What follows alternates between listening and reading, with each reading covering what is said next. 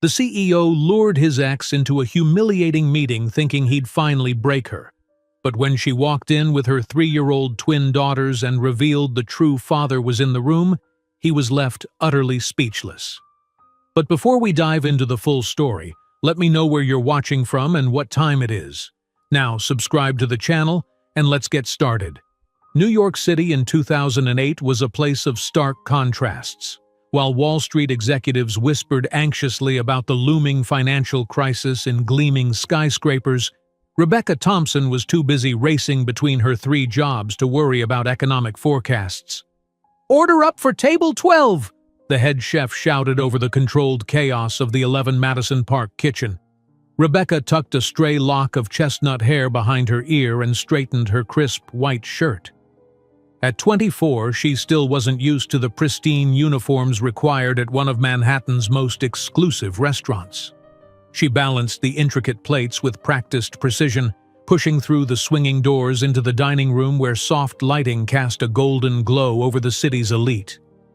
"Wild mushroom and black truffle risotto," she announced, placing the dish before a silver-haired woman dripping in diamonds.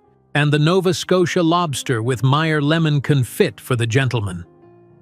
The rest of the table received their dishes with barely a glance in her direction, except for one. A man in his early 30s studied her with unexpected intensity as she worked.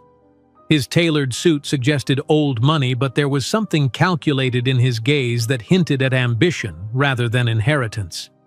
Rebecca maintained her professional smile despite her aching feet. This was her 3rd shift today. Morning as an assistant at a boutique design firm in the garment district, afternoon distributing flyers in Times Square, and now evening service at 11 Madison Park. Every moment was a step toward her dream, surviving long enough in New York to make her design aspirations reality. "Excuse me," the intense man's voice cut through her thoughts as she passed with an empty tray. "The sommelier recommended the 2001 Chateau Margaux, but I believe the 1998 would better complement our selections." The sommelier, a French veteran with 20 years of experience, flushed slightly. "The gentleman is correct," he conceded with a tight smile. "The 1998 was an exceptional year." Rebecca watched the table's dynamic shift as everyone regarded the man with newfound respect. He caught her eye and winked, not flirtatiously, but as if they shared a secret understanding. 3 hours later, as she counted her tips in the staff room, the maitre d' approached with an envelope. "From table 7, he said with a curious expression. Inside, she found $500 and a business card. "Maxwell Reed, Vice President of Operations, Reed Development Group." On the back, a handwritten phone number and message. "Real talent doesn't belong behind a serving tray. Call me."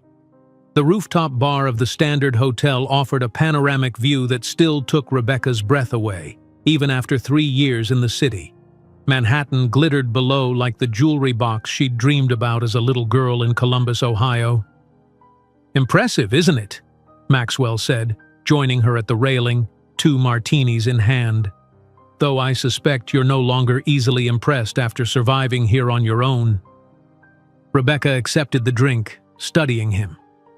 At 32, Maxwell Reed carried himself with the confidence of someone who'd never worried about making rent. His dark hair was expertly cut, his watch worth more than her annual income, yet there was something hungry in his eyes that resonated with her. "What gave me away?" she asked. "That I'm not a native New Yorker? The way you still look up at the buildings," he smiled. "Locals look straight ahead or down at their phones." Over drinks, Rebecca learned that Maxwell was the only son of William Reed, CEO of one of the largest real estate development companies on the East Coast. The Reed name adorned office buildings, luxury condominiums, and boutique hotels across Manhattan. "Enough about my family's buildings," he said, waving away the topic. "Tell me about yourself. What brings a Midwestern girl to the city's most competitive restaurant?" "Design," she admitted. "I studied fashion and industrial design at Ohio State, came here with big dreams and discovered that New York has a surplus of dreamers and a shortage of opportunities." "May I?" Maxwell asked, gesturing to her weathered messenger bag. When she hesitated, he added, "I have a feeling about you, Rebecca Thompson." She reluctantly handed him her portfolio, a worn leather folder containing sketches she worked on during subway rides and rare breaks. Maxwell studied each page with unexpected seriousness, asking questions about materials and functionality. "This convertible handbag design, it's brilliant," he said, pointing to a sketch of a purse that transformed from professional to evening wear with a few adjustments. "Have you shown this to anyone in the industry?" "I've tried," Rebecca sighed. "Most design houses want experience I don't have, and boutiques want capital I definitely don't have." Maxwell closed the portfolio with decision. "What you need is the right introduction." Over the next month, Rebecca found herself swept into Maxwell's world of exclusive restaurants, VIP lounges, and penthouse parties. He introduced her to design contacts who nodded politely but made no promises. Still, for the first time since arriving in New York, Rebecca felt her dreams might be within reach. In Maxwell's sprawling Tribeca apartment, she traced the floor-to-ceiling windows overlooking the Hudson River. "Does this view ever get old?" she asked. "Some things never lose their wonder," he replied, watching her rather than the view. That night, when Maxwell kissed her, Rebecca told herself this was just another Manhattan fairy tale, the successful businessman and the struggling artist. What she couldn't explain was the way her heart raced when he called, or how his rare, genuine smiles felt like victories. "You're different," he whispered against her skin. "My secret enchantment in this cynical city." After 3 months, Rebecca noticed the pattern. Maxwell never took her to events where financial publications might have photographers. He introduced her as a talented designer I'm mentoring, rather than his girlfriend. His family name came up in conversation constantly, but she never met a single read. "Why haven't I met your family?" she finally asked one evening as they shared takeout in her tiny Lower East Side apartment, one of the rare times he'd visited her space. Maxwell looked distinctly uncomfortable, glancing at the peeling paint and the roommate's laundry drying on a rack. "My family is traditional," he said carefully. "They have expectations about who I should be seen with. Business connections, social standing. It's exhausting." "And I'm a waitress from Ohio," Rebecca finished for him. "You're extraordinary," he corrected, pulling her close. "They wouldn't understand that. Not yet. Let's give it time." She believed him because she wanted to, because his arms felt like home in a city that had shown her little kindness. "He's just protecting me from the press until we're more established," Rebecca explained to her roommate Zoe, who eyed her skeptically. "Then why does his Instagram show him at charity galas with socialites but never with you?" Zoe challenged, showing her phone. "Rich guys like that have patterns, Becca." Rebecca changed the subject, but the seed of doubt took root. 7 months into their relationship, Rebecca woke before dawn to prepare Maxwell's favorite breakfast. He'd stayed over, a rare occurrence, and she wanted to make the most of the morning. "You're up early," he mumbled, already checking emails on his phone. "I need to be out of here by 7. Board meeting." "I made frittata," she said, setting down the plate. "And I was thinking, the design contact you introduced me to last month." "Rebecca," he interrupted gently, "I need to handle some family business before pursuing more introductions. My father's been asking questions about where I spend my time." "You could tell him the truth," she suggested, trying to keep her voice light, "that you're seeing someone." Maxwell's expression closed like a vault. "It's not that simple. The Reed name comes with responsibilities." He was gone before the frittata cooled, with a quick kiss and a promise to call later. That night, for the first time, Rebecca whispered, "I love you," as they lay in his luxurious king-sized bed, rain pattering against the windows of his Tribeca apartment. Maxwell hesitated just long enough for her to notice before changing the subject to his new development project in Brooklyn. Rebecca stared at the ceiling long after he fell asleep, wondering why the words had caught in her throat like a confession rather than a celebration. 3 weeks later, Rebecca stared at the pregnancy test in her tiny bathroom, the pink plus sign unmistakable in the harsh fluorescent light. Her hands trembled as she took a second test, then a third, each confirming what seemed impossible. She and Maxwell had been careful, mostly careful. There was that night after the gallery opening, champagne clouding their judgment, and the weekend in the Hamptons when they'd run out of protection and Maxwell had assured her, "The timing's fine." 3 positive tests lined up on her bathroom sink left no room for denial.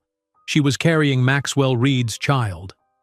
Her phone felt unnaturally heavy as she dialed his number, heart pounding. What would he say? Would this be the push they needed to make their relationship official? Or would it expose the cracks she'd been trying to ignore? "Maxwell," she said when he answered, her voice steadier than she felt. "We need to talk. Today. It's important."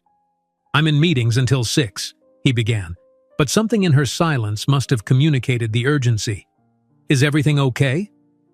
"I need to see you in person," she insisted. "Please." His sigh crackled through the connection. "Come to my place at noon. I'll make an excuse to step out." Rebecca hung up and pressed her hands protectively over her still flat stomach. As she stared at her reflection, dark circles under her eyes from working 3 jobs, hair pulled back in a practical ponytail, she couldn't help wondering if this unexpected life inside her would finally make her enough. Enough for Maxwell to bring her into his world completely. Enough to be acknowledged as more than a secret enchantment. With trembling fingers, she reached for her coat and bag, rehearsing different ways to share the news that would change everything. She couldn't possibly know that by nightfall, she would be wandering the freezing streets of Manhattan alone, the bitter February wind nothing compared to the cold reality of Maxwell Reed's true character. While dialing Maxwell's number with trembling hands, Rebecca couldn't possibly imagine that this call would not only change her life but would transform her into a woman who would one day make the powerful Maxwell Reed beg for her attention. The February wind sliced through Rebecca's coat as she approached Maxwell's Tribeca building, her breath forming small clouds in the frigid air. She'd taken special care with her appearance despite the churning in her stomach, a touch of mascara, her best sweater, hair loose the way he preferred, as if looking put together might somehow cushion what was to come. The doorman recognized her with a nod. "Mr. Reed is expecting you, Miss Thompson." In the elevator, Rebecca rehearsed the words again. "I'm pregnant. We're having a baby. We're going to be parents." No matter how she phrased it, the reality seemed surreal, a plot twist in someone else's life story. When Maxwell opened his door, his expression was unreadable. "You're early," he said, stepping aside to let her in. "I couldn't wait," Rebecca replied, removing her coat with trembling fingers. His apartment gleamed with its usual perfection. Minimalist furniture, floor-to-ceiling windows, not a thing out of place. Maxwell himself looked impeccable in a cashmere sweater and tailored slacks, as if this emergency meeting were just another business appointment. "Would you like something to drink? Tea? Water?" He moved toward the kitchen, a picture of forced normalcy. "No, thank you." Rebecca remained standing, suddenly aware of how small she felt in his spacious living room. "Maxwell, there's something I need to tell you." He turned, leaning against the kitchen counter. "You sounded serious on the phone. Is everything all right?" Rebecca took a deep breath. "I'm pregnant." The words hung in the air between them. For a moment, Maxwell didn't move, his expression frozen in polite attentiveness, as if waiting for the actual news. "I took 3 tests this morning," she continued, filling the silence. "All positive." Maxwell's posture changed almost imperceptibly, a slight stiffening of his shoulders, a tightening around his eyes. He pushed away from the counter and walked to the bar cart by the window. "You're certain?" he asked, pouring himself a generous measure of whiskey. "Yes." He took a long swallow before turning to face her. "This will ruin everything." The words hit Rebecca like a physical blow. Not, "We'll figure this out," or "I'm shocked, but we're in this together." Just 5 cold words that pulled the floor from beneath her feet. "What do you mean?" she asked, her voice smaller than she intended. Maxwell ran a hand through his perfectly styled hair, disrupting it for the first time she could remember. "This isn't part of the plan, Rebecca. Not for me, not now." "I don't understand." Rebecca took a step toward him. "I know it's unexpected, but—" "Unexpected?" He laughed, a harsh sound devoid of humor. "That's putting it mildly. Do you have any idea what this would do to my position at Reed Development? To the merger we're negotiating with Eastland Properties?" Rebecca stared at him, struggling to reconcile this cold, calculating man with the one who had whispered sweet promises against her skin just days ago. "This isn't about your company," she said. "This is about us, about a baby." "There is no us in the way you're thinking," Maxwell interrupted, his voice eerily calm. "You really believed I would introduce a waitress without a future to my family. This was fun, Rebecca, not a commitment." Each word sliced deeper than the February wind outside. Rebecca wrapped her arms around herself, suddenly chilled despite the apartment's perfect temperature. "Maxwell, I'm carrying your child," she said, fighting to keep her voice steady. "Correction, you're facing a problem that needs to be resolved." He placed his tumbler down and moved to his desk, pulling out a checkbook. "How much would it take to make this disappear? 10,000? 20,000? Rebecca couldn't breathe. The man before her was unrecognizable, a stranger wearing Maxwell's face, speaking with Maxwell's voice, but lacking any trace of the person she thought she knew. "I don't want your money," she whispered. "I thought you would want to be part of this." "Part of what, exactly?" Maxwell's pen hovered over the checkbook. "Throwing away everything I've worked for? Disappointing my father? Becoming tabloid fodder as the Reed heir who knocked up a cocktail waitress?" "I'm not a cocktail waitress," Rebecca corrected automatically, the insignificant detail somehow important amidst the collapse of her world. "And I'm a designer. You said my work was promising." Maxwell's laugh was cruel. "Promising for an amateur from Ohio, perhaps. But let's be realistic. You're serving tables at 30 different restaurants because no one in the industry takes your design seriously." The words struck with precision, targeting every insecurity she'd confided during intimate moments. Rebecca felt tears threatening but refused to let them fall. "I came here hoping we could talk about options together," she said. "I thought you cared about me." "I enjoyed our time together," Maxwell replied, his tone softening into something more dangerous, false compassion. "But surely you didn't imagine I was planning a future with someone like you. Be realistic, Rebecca." "Someone like me," she repeated, the words bitter on her tongue. "Don't take it personally. You're lovely, but we're from different worlds. You have to see that." He tore a check from the book and held it out. "This is the sensible solution." Rebecca stared at the check, its obscene amount blurring through unshed tears. "And if I want to keep the baby?" Maxwell's false compassion vanished. "Then you're on your own. I'll deny any involvement and trust me, no one would believe you over me." "You would deny your own child?" Rebecca asked, unable to comprehend the depth of his callousness. "What I'm offering is generous. Most men in my position wouldn't give you anything." He placed the check on the coffee table between them. "Take it and move on. Maybe go back to Ohio where things are simpler." The dismissal in his tone ignited something beyond heartbreak.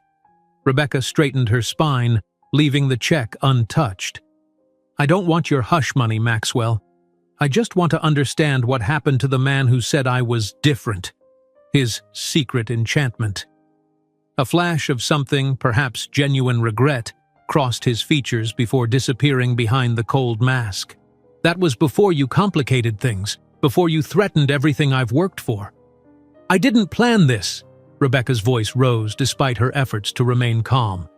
"We were careful, but these things happen. I'm not trying to trap you or ruin your life. Yet here we are." Maxwell drained his whiskey and poured another. "What did you expect, Rebecca? That I'd propose? That the Reed family would welcome an unaccomplished provincial nobody into their ranks? Each adjective landed like a slap. Unaccomplished, provincial, nobody. I expected basic human decency, Rebecca replied, fighting to keep her voice steady. I expected the man who claimed to care about me to at least pretend he had a heart. This isn't a fairy tale, Maxwell snapped. Wake up. You were a pleasant distraction, not wife material, not the future mother of a Reed heir. Rebecca moved to the window, needing distance, struggling to process how completely she'd misread their relationship. Snow had begun falling outside, the first flakes of a forecasted blizzard swirling past the glass. Give me a few days, she said finally. This is a lot to process. Maybe we can talk when we're both calmer. There's nothing to discuss. Either take the money and handle it, or don't take the money and handle it alone. Maxwell's tone was final. But understand this. If you choose to have this baby, you will never see a penny from me or the Reed family. My lawyers will ensure that. Rebecca turned from the window, suddenly seeing Maxwell with perfect clarity. The handsome face, the elegant clothes, the perfect manners that had charmed her, all masking a profound emptiness. You're right about one thing, she said quietly. I am from a different world. A world where people don't abandon their responsibilities or treat others as disposable. Spare me the Midwestern morality lecture, Maxwell sneered. You've been in New York long enough to know how things work. People use each other all the time. Is that what I was to you? Someone to use? The realization hurt worse than all his previous cruelty. You got access to places and people you never would have met otherwise. Don't pretend you didn't benefit. Rebecca reached for her coat, unable to remain in his presence a moment longer. I never wanted access or benefits. I wanted you. A fundamental miscalculation on your part. Maxwell glanced at his watch. I have a meeting in 30 minutes. Have you made your decision? Yes. Rebecca buttoned her coat with dignity. I'm keeping my baby, and I'm keeping my self-respect. You can keep your money. Maxwell's expression hardened. Then we have nothing left to discuss. Apparently, we never did. Rebecca moved toward the door, but Maxwell stepped into her path. You should reconsider, he said, his tone now threatening. You can't afford a child. You can barely afford yourself. I'll manage, Rebecca replied, trying to step around him. Maxwell grabbed her arm, fingers digging into her flesh. You're making a mistake. Take the money. Let go of me. Rebecca's voice was steel. Not until you see reason, Maxwell insisted, his grip tightening. This isn't a game, Rebecca. This is my life, my reputation. With a strength born of outrage, Rebecca yanked her arm free. And this is my body, my baby, my choice. Maxwell's face contorted with rage. Get out, now. He grabbed her purse from the sofa and thrust it at her chest, then opened his front door and practically pushed her into the hallway. Forget my name, my number, my existence, he hissed. You were a lapse in judgment I won't repeat. The door slammed in Rebecca's face with such force that a neighboring resident poked their head out to investigate. Humiliated, clutching her purse to her chest, Rebecca stumbled toward the elevator as the first tears finally broke free. Outside, the snow had intensified. The afternoon sky darkened to premature evening. Rebecca stood on the sidewalk, watching yellow cabs splash through slush, pedestrians huddled against the growing storm, the world continuing as if her life hadn't just shattered. She couldn't face her roommates, couldn't bear their questions, or worse, their pity. Walking aimlessly, Rebecca found herself at Grand Central Station as night fell completely, the temperature dropping to bitter cold. Inside, among the crowds of commuters and travelers, she found an inconspicuous bench and collapsed, one hand instinctively moving to her still flat stomach. It's just us now, she whispered to the life within her, barely larger than a grain of rice yet already the center of her universe. But we'll be okay, I promise. The marble halls echoed with announcements and footsteps as Rebecca curled on the hard bench, her coat pulled tight around her, tears finally flowing freely. In that moment of absolute desolation, she couldn't possibly know that 15 years later she would be disembarking from her private jet to confront the man who had discarded her as insignificant. Morning sunlight filtered through the grimy windows of Grand Central Station, casting long shadows across Rebecca's face as she stirred from her restless sleep. Her body ached from the hard bench, and the realization of yesterday's events crashed over her anew. She was pregnant, alone, and had spent the night in a train station. Clutching her bag, Rebecca made her way to the public restroom, avoiding eye contact with the early commuters who glanced curiously at her rumpled clothes. In the harsh fluorescent light, she splashed cold water on her face and stared at her reflection. Dark circles shadowed her eyes, and her usually vibrant features looked hollow with exhaustion and shock. "One step at a time," she whispered to herself, attempting to tame her tangled hair with trembling fingers. "First, go home, then figure out the rest." Outside, New York had transformed into a winter wonderland, the previous night's blizzard having blanketed the city in 8 inches of snow. Under different circumstances, Rebecca might have found it beautiful. Now, it was just another obstacle as she trudged through slush toward the subway that would take her back to the Lower East Side. When she finally reached her apartment building, Rebecca hesitated at the door. Inside were 3 roommates who would inevitably notice her overnight absence and disheveled appearance. Questions would follow, pitying looks, whispers. She wasn't ready. Turning away, Rebecca headed to a nearby diner instead. With the last of her tip money, she ordered a plain toast and tea, the smell of other patrons' eggs and bacon turning her stomach. Morning sickness, she realized with a jolt. This was real. "You okay, honey?" asked the waitress, an older woman with kind eyes and a name tag that read, Gloria. Rebecca nodded automatically, unable to vocalize the seismic shift her life had undergone in the past 24 hours. "If you say so," Gloria replied skeptically, sliding an extra packet of crackers beside Rebecca's tea. "These help with the nausea. Been there 3 times myself." Rebecca's eyes welled with tears at the small kindness. "Thank you," she managed, the words catching in her throat. 3 weeks later, Rebecca stood in the tiny office of the boutique where she worked mornings, facing her manager's unsympathetic gaze. "I'm sorry, Rebecca, but customers expect a certain image. You've been late 4 times this month, and frankly, you look exhausted." The woman gestured vaguely at Rebecca's appearance. "We're going to have to let you go."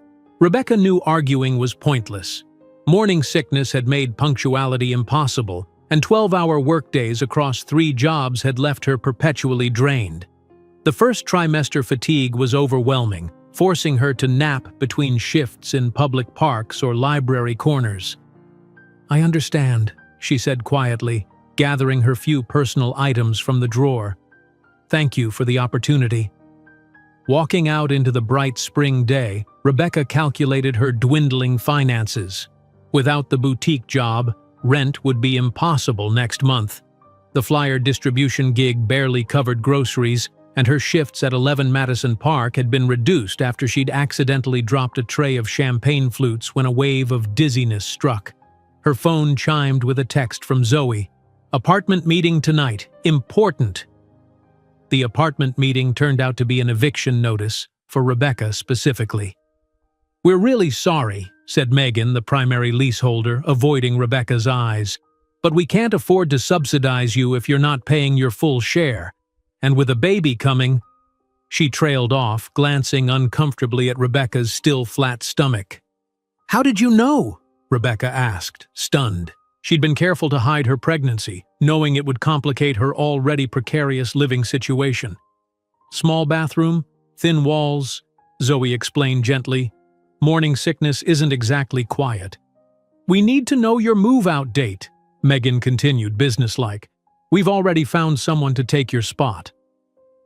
That night, after her shift at 11 Madison Park, where she'd been relegated to polishing silverware in the back to avoid customer contact, Rebecca sat on her narrow bed and scrolled through apartment listings she couldn't afford. Studios in Manhattan started at twice her current rent. Brooklyn wasn't much better. Queens offered slightly more reasonable options, but still beyond her means with only 2 jobs remaining. On impulse, she pulled up Maxwell's contact information. Surely he must have had time to reconsider his cruel dismissal. Perhaps if they spoke calmly, rationally. The call went straight to voicemail, as did the next 3. Her text messages showed as delivered but remained unanswered. By the 5th attempt, Rebecca accepted the crushing reality. She had been blocked. 2 days later, she found herself in the Bronx, following a hastily scrawled address to a dilapidated building where a basement room was being sublet for cash only. No questions asked. The space was barely larger than a closet, with a shared bathroom down the hall and walls so thin that the neighbors' arguments, television shows, and intimate moments provided a constant soundtrack. "It's just temporary," Rebecca assured herself as she placed her single suitcase on the sagging twin bed. A roach scuttled across the floor, disappearing into a crack in the baseboard. In the weeks that followed, Rebecca's life contracted to a brutal routine. Mornings were spent hunched over a toilet before dragging herself to a telemarketing center where she cold-called potential customers until her throat was raw. Evenings and weekends were dedicated to sewing alterations for cash, a skill from her design background that now kept her from complete destitution. The telemarketing supervisor, a perpetually irritated man named Vince, called her into his cramped office after she'd rushed to the bathroom for the 3rd time that morning. "Thompson, these breaks are becoming a problem," he snapped, not bothering to invite her to sit. "Other representatives make their calls without interruption." "I'm sorry," Rebecca said, fighting back nausea even as she stood there. "It's a temporary condition." Vince's eyes narrowed as they flicked to her midsection, where the first subtle curve of pregnancy had begun to show. "How temporary?" "I'll be more efficient," she promised, avoiding the question. "See that you are," he replied dismissively. "Next time, it'll be your last warning." Rebecca nodded and returned to her cubicle, where the script for vacuum cleaner sales blurred before her eyes. She'd lost 5 pounds instead of gaining weight. Keeping food down was a daily struggle, and prenatal vitamins were an expense she could barely afford. That evening, after wolfing down a package of saltines, the only food that seemed to stay down, Rebecca made a decision. She would try one more time to reach Maxwell in person, not for herself, but for their child who deserved better than a roach-infested room and a mother working herself to collapse. The next morning, she put on her one remaining professional outfit, a navy dress from her boutique days, now loose where it had once fit perfectly, and made her way to the gleaming headquarters of Reed Development Group in Midtown. The lobby was a cathedral of wealth, soaring ceilings, marble floors, and a security desk manned by 2 guards in impeccable uniforms. Rebecca approached with practiced confidence, her heart hammering against her ribs. "I have an appointment with Maxwell Reed," she lied smoothly. The guard checked his screen. "Name? Rebecca Thompson." His fingers tapped the keyboard. "I don't see you on Mr. Reed's calendar." "It was arranged last minute," Rebecca persisted. "Please, it's important. Just call up to his office." Something in her desperation must have registered because the guard picked up his phone and dialed. "Mr. Reed's office? I have a Rebecca Thompson here claiming she has an appointment." He listened, eyes flicking to Rebecca. "Yes, I'll inform her." He hung up, expression hardening. "Mr. Reed's assistant says you have no appointment and that Mr. Reed has instructed that you are not permitted on the premises." Rebecca felt the blood drain from her face. "Please, I just need 5 minutes." "Ma'am, I need to ask you to leave," the guard interrupted, standing. "Mr. Reed has identified you as a former intern with personal issues." "Intern?" Rebecca repeated incredulously. "I was never—" "His exact words were an unstable intern with romantic delusions," the guard said uncomfortably. "Now please leave before I have to escort you out." The humiliation burned hotter than any physical pain Rebecca had ever experienced. In the gleaming lobby of the Reed Empire, surrounded by the wealth and power she had once brushed against, she was being dismissed as delusional. "I'm carrying his child," she said, her voice breaking. The guard's expression shifted to pity, somehow worse than his previous sternness. "Ma'am, please don't make this difficult." When Rebecca remained rooted to the spot, paralyzed by the injustice, the second guard approached. Together they flanked her and guided her firmly toward the revolving doors, their hands not quite touching her but making it clear resistance would be futile. On the sidewalk outside, pedestrians streamed past, some glancing curiously at the pale woman being ejected from the building. Rebecca stood there, clutching her purse as tears of rage and helplessness blurred the Reed Development logo above the entrance. "He can't just erase me," she whispered to no one. "We exist." 2 months later, Rebecca sat in a crowded waiting room at Brooklyn Municipal Hospital, her hand resting on her now visible pregnancy bump. The morning had begun with spotting, bright red drops that had sent terror coursing through her. The clinic doctor had immediately referred her to the emergency room, his expression grave. After 4 hours of waiting, an ultrasound technician finally called her name. The gel was cold on her skin as the technician moved the wand across her abdomen, studying the screen with professional detachment. "Is my baby okay?" Rebecca asked, her voice small. The technician's expression softened. "Babies," she corrected gently. "And yes, they look perfectly healthy." "Babies?" Rebecca echoed. "As in, more than one?" "Twins," the technician confirmed, turning the screen. "See? 2 heartbeats, 2 little ones. Identical girls, from what I can tell." Rebecca stared at the fuzzy image, 2 distinct shapes pulsing with life. Not one baby, 2. 2 tiny humans depending entirely on her. That evening back in her dismal room, Rebecca stared at her bank account on her cracked phone screen. 212.47. Not enough for next month's rent, let alone preparing for twins. Her telemarketing job had ended predictably with a terse dismissal when her pregnancy became impossible to hide. The alterations work barely covered groceries. Sitting on her bed, surrounded by the few baby items she'd managed to find at thrift stores, 2 onesies, a small stuffed bear missing an eye, a single receiving blanket, Rebecca felt the walls of possibility closing in. For the first time since that fateful day in Maxwell's apartment, true despair threatened to overwhelm her determination.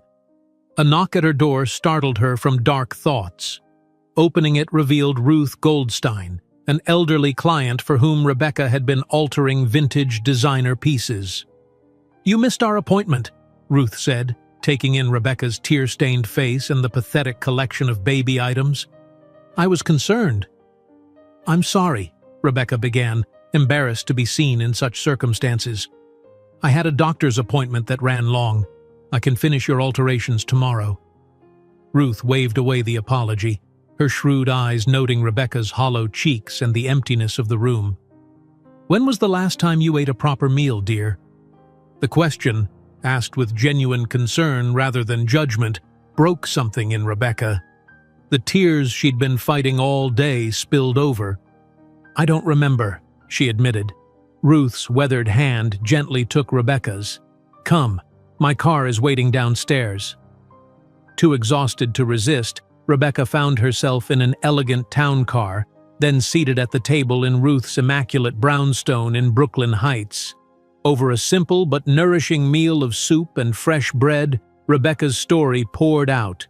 Her design dreams, Maxwell's betrayal, the twins growing inside her, and her increasingly desperate circumstances.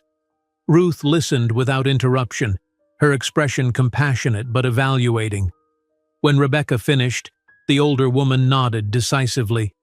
"My late husband Bernard always said that exceptional talent deserves exceptional opportunity," she said, rising with the grace of someone who had navigated New York high society for decades. "Come with me." Ruth led Rebecca down a flight of stairs to a spacious basement apartment with a separate entrance to the street. Unlike Rebecca's current squalid room, This space was clean, well lit, and furnished simply but tastefully. "My housekeeper lived here until she retired to Florida last year," Ruth explained. "It's been empty since." Rebecca stared in wonder at the small kitchen, the actual bedroom separate from the living area, the bathroom with a real bathtub. "I couldn't possibly afford," she began. "Consider it an investment," Ruth interrupted firmly. "A talented designer with your determination won't stay down forever. One day, you'll make me proud." As Rebecca accepted the keys to the basement apartment, she couldn't possibly know that this moment of compassion would become the first piece of the empire that would one day bring Maxwell Reed to his knees. Ruth's kindness had given Rebecca shelter, but as her pregnancy progressed into its final months, she faced a challenge greater than anything she'd encountered before. At 7 months pregnant with twins, her body had transformed dramatically. Her once slender frame now carried a pronounced bump that made even simple movements exhausting. Each morning began with a silent ritual of determination, willing herself to rise, to face another day of uncertainty. "Just a few more weeks," she whispered to herself, massaging the stretched skin of her abdomen where 2 little lives tumbled and kicked with increasing vigor. The basement apartment in Ruth's brownstone had become a sanctuary, clean, safe, and mercifully private. Rebecca had transformed one corner into a makeshift sewing area where she continued taking in alterations, her fingers working deftly despite their swollen joints. The steady income wasn't much, but it allowed her to gradually accumulate essentials for the babies: second-hand onesies, cloth diapers, 2 small bassinets found at a church donation center. On a crisp October morning, Rebecca sat at her doctor's appointment, clutching the worn leather portfolio that contained her designs. Between appointments, she had been sketching new concepts: practical handbags with compartments specifically designed for the multitasking demands of motherhood. The irony wasn't lost on her that impending motherhood had sparked her most innovative work yet. "Rebecca Thompson?" the nurse called, interrupting her thoughts. The examination room was cold, the paper gown crinkling as Rebecca shifted uncomfortably on the table. Dr. Chen, a no-nonsense woman with kind eyes, studied the ultrasound monitor with focused attention. "Any more spotting since last visit?" she asked, moving the wand methodically. "No, but the pressure has increased. Sometimes it's hard to breathe." Dr. Chen nodded. "That's expected with twins. They're taking up all available real estate." She pointed to the screen. "Baby A is head down, which is good. Baby B is still transverse. We'll need to monitor this closely." Rebecca stared at the grainy images, 2 distinct profiles, 2 beating hearts. Are they healthy? Despite everything? The doctor understood the unspoken question. Despite stress, despite initial inadequate nutrition, despite the fact that their mother had slept on a bench in Grand Central Station during their first weeks of existence. "They're fighters," Dr. Chen confirmed. "But I'm concerned about you. Your blood pressure is elevated and you're still underweight for twin pregnancy. Do you have support for when they arrive? This won't be an easy delivery." Rebecca thought of Ruth, who had offered not just housing but friendship. Still, Ruth was in her 70s with her own health concerns. "I'll manage," she said with more confidence than she felt. Dr. Chen's expression remained serious. "Rebecca, twin deliveries are complex even under ideal circumstances. I'm recommending hospital bed rest for the final 2 weeks. And you should prepare yourself. With your history, a C-section is likely." The subway ride back to Brooklyn was uncomfortable, the October chill seeping through Rebecca's second-hand maternity coat. Her mind raced with calculations: hospital costs, lost income from alterations, the impossibility of bed rest when there were preparations still to make. Meanwhile, across Manhattan, Maxwell Reed was having a very different day. In the executive boardroom of Reed Development, champagne corks popped as executives celebrated the signing of their latest luxury development deal.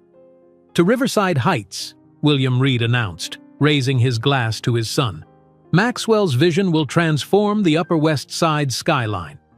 Maxwell accepted the congratulations with practiced charm, his tailored suit concealing the tension he carried in his shoulders. Since dismissing Rebecca from his life 7 months ago, he had thrown himself into work with renewed vigor, as if professional success could erase the memory of her devastated expression. "The mayor himself will attend the groundbreaking," Maxwell announced to appreciative murmurs, "and the Times is featuring the project in Sunday's real estate section." Later that evening, Maxwell stood in the VIP section of Club Prism, surrounded by models and socialites, a bottle of Cristal in an ice bucket beside him. His image had recently graced the society pages of the New York Observer under the headline, "Manhattan's Most Eligible Bachelor Builds His Empire." To continued success, toasted his friend Carter, an investment banker with family connections to old money, and to remaining gloriously unattached.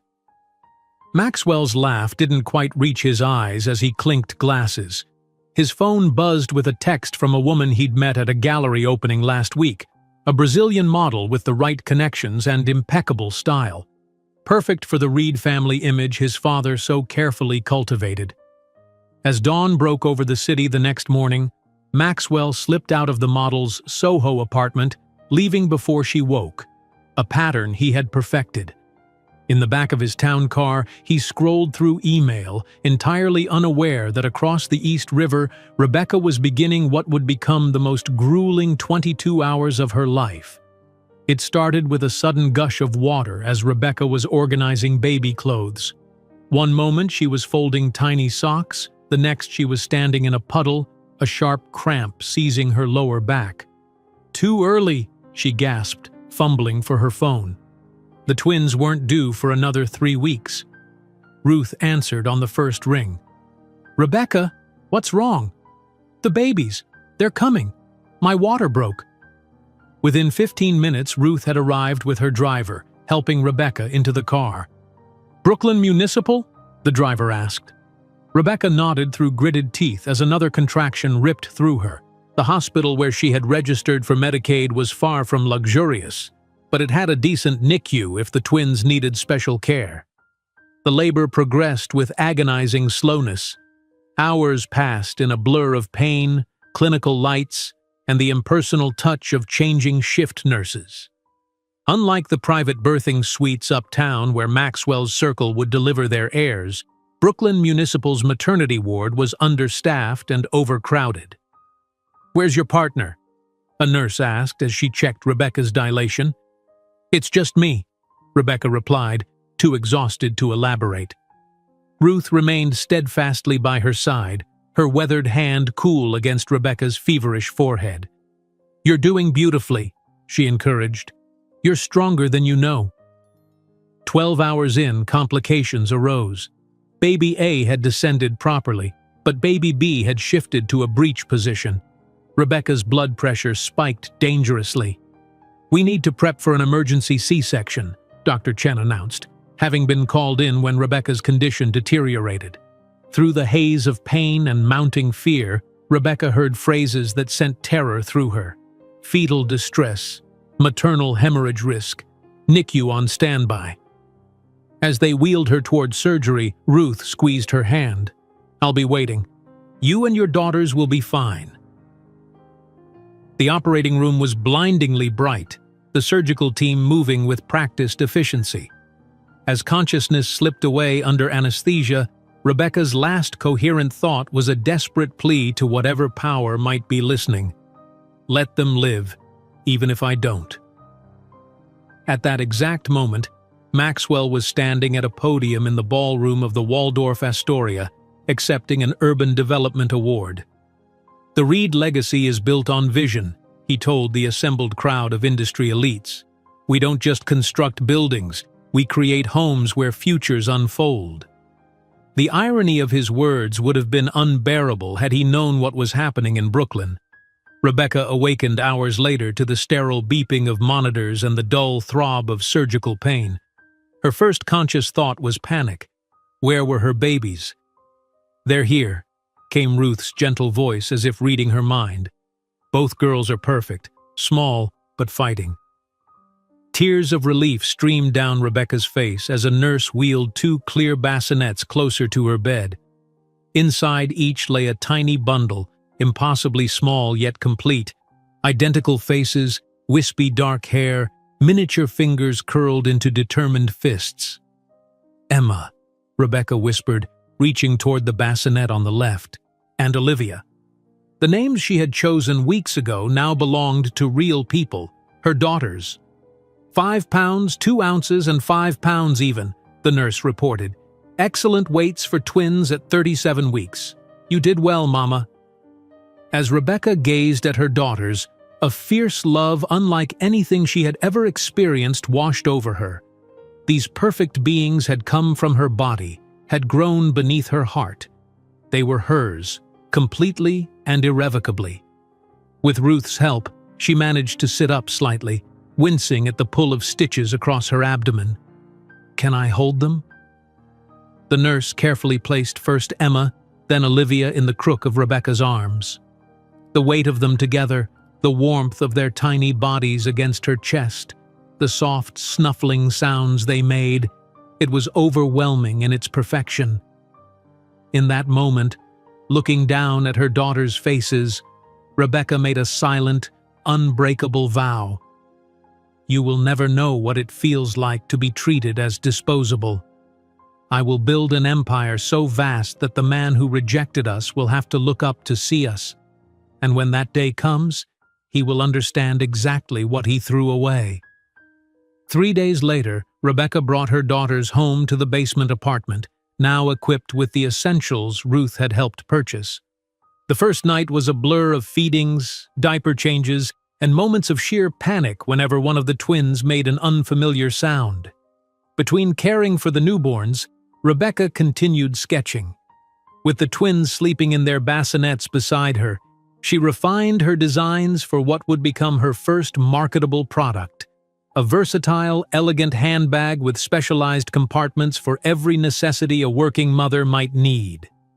Ruth visited daily, bringing meals and offering to hold the babies while Rebecca showered or napped. "You're already designing again?" she asked one afternoon, finding Rebecca at her makeshift desk, sketching while Emma and Olivia slept. "I have to," Rebecca replied simply. "These designs aren't just accessories anymore. They're our future." Picking up a completed sketch of a convertible diaper bag that could transform into a professional-looking tote, Ruth studied it with appreciative eyes. "Bernard used to say you can always spot true talent by its persistence in adversity. He would have invested in you in a heartbeat." Rebecca looked up from her drawing, determination hardening her exhausted features. "One day, Ruth, I'm going to build something so significant that no one will ever again mistake my worth." As Ruth gazed at the sleeping twins and their fiercely focused mother, she had no doubt this was true. While Maxwell Reed celebrated his superficial success in the glittering towers of Manhattan, he remained oblivious to the true miracle he had rejected. Not just 2 perfect daughters, but a woman whose determination would soon reshape the very landscape he thought he dominated. While she watched over her daughter's peaceful sleep, Rebecca didn't know that her executive mother bag would become the first product in a line that, in just 5 years, would be coveted by celebrities and CEOs across the country. 3 years passed in a blur of sleepless nights, first words, and tentative steps.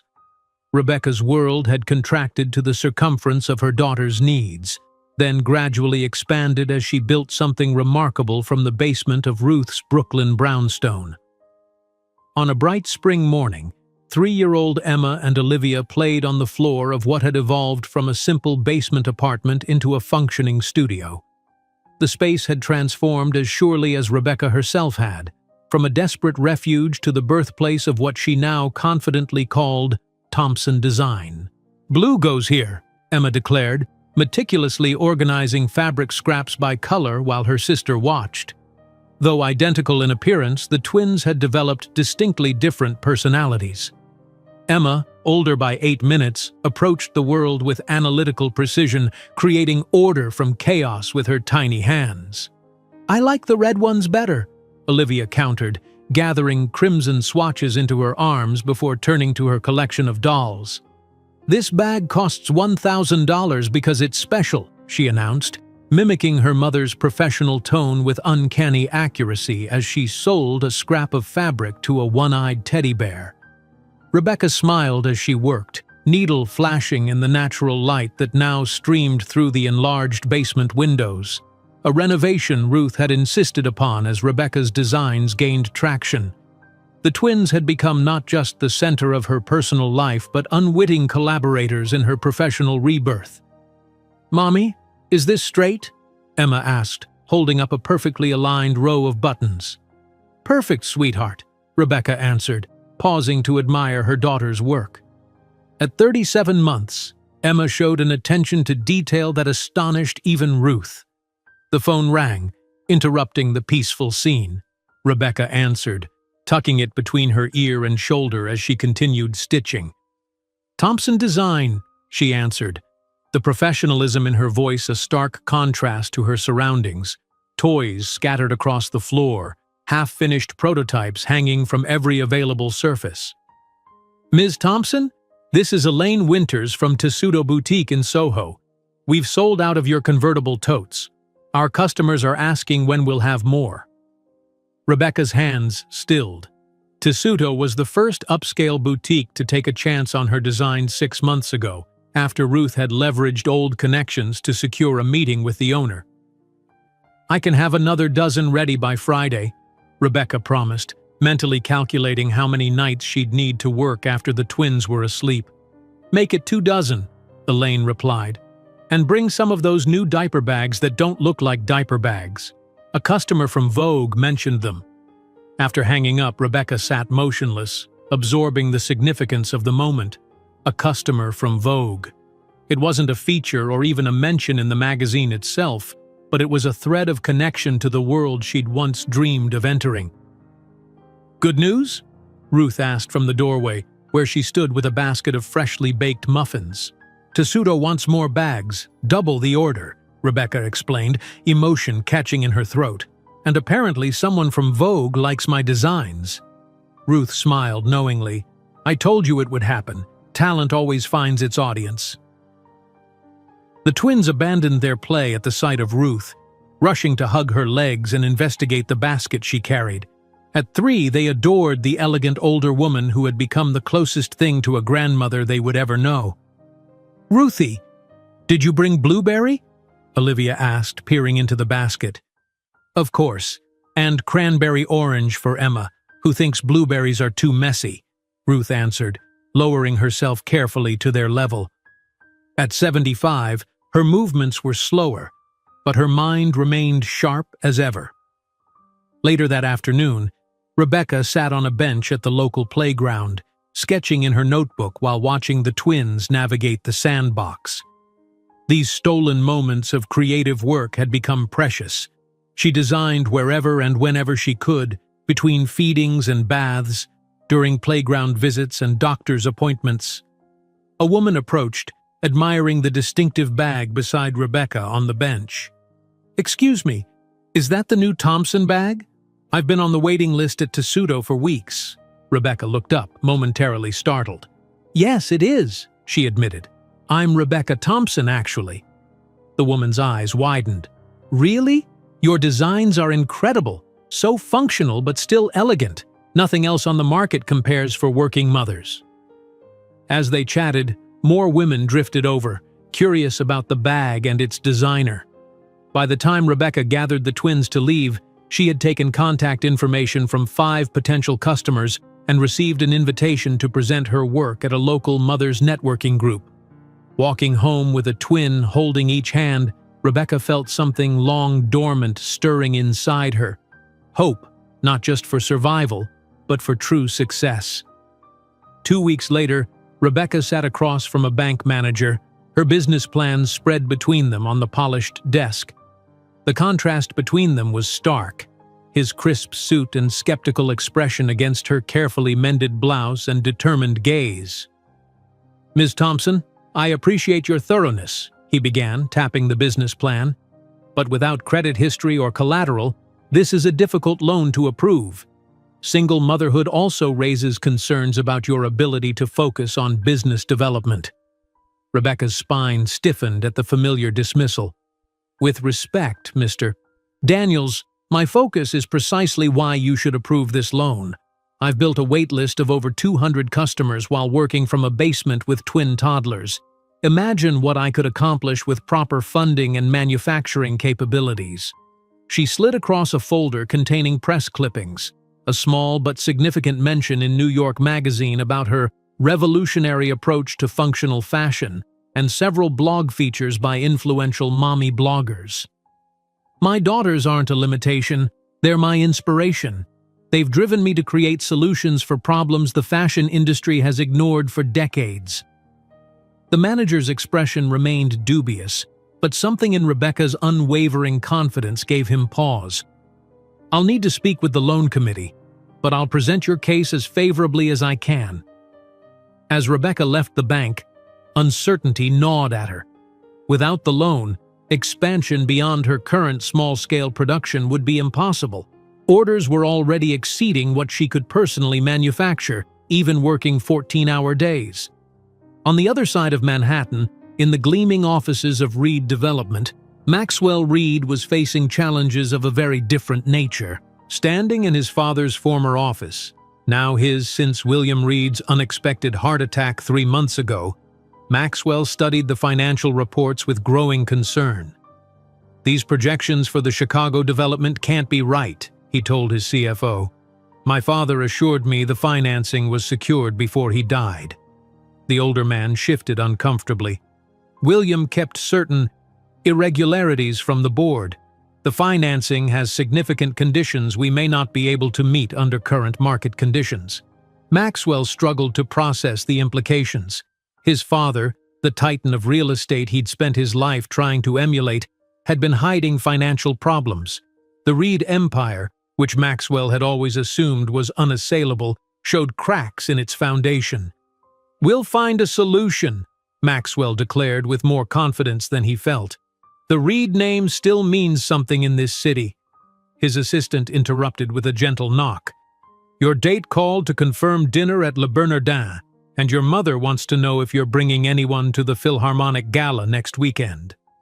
Maxwell nodded absently, his mind still on the troubling figures before him. At 35, he remained Manhattan's golden bachelor, cycling through appropriate socialites and models who complemented his public image. None had lasted longer than a few months. None had affected him the way. He shut down the thought before it fully formed. Rebecca Thompson was ancient history, a mistake he'd corrected before it could derail his life.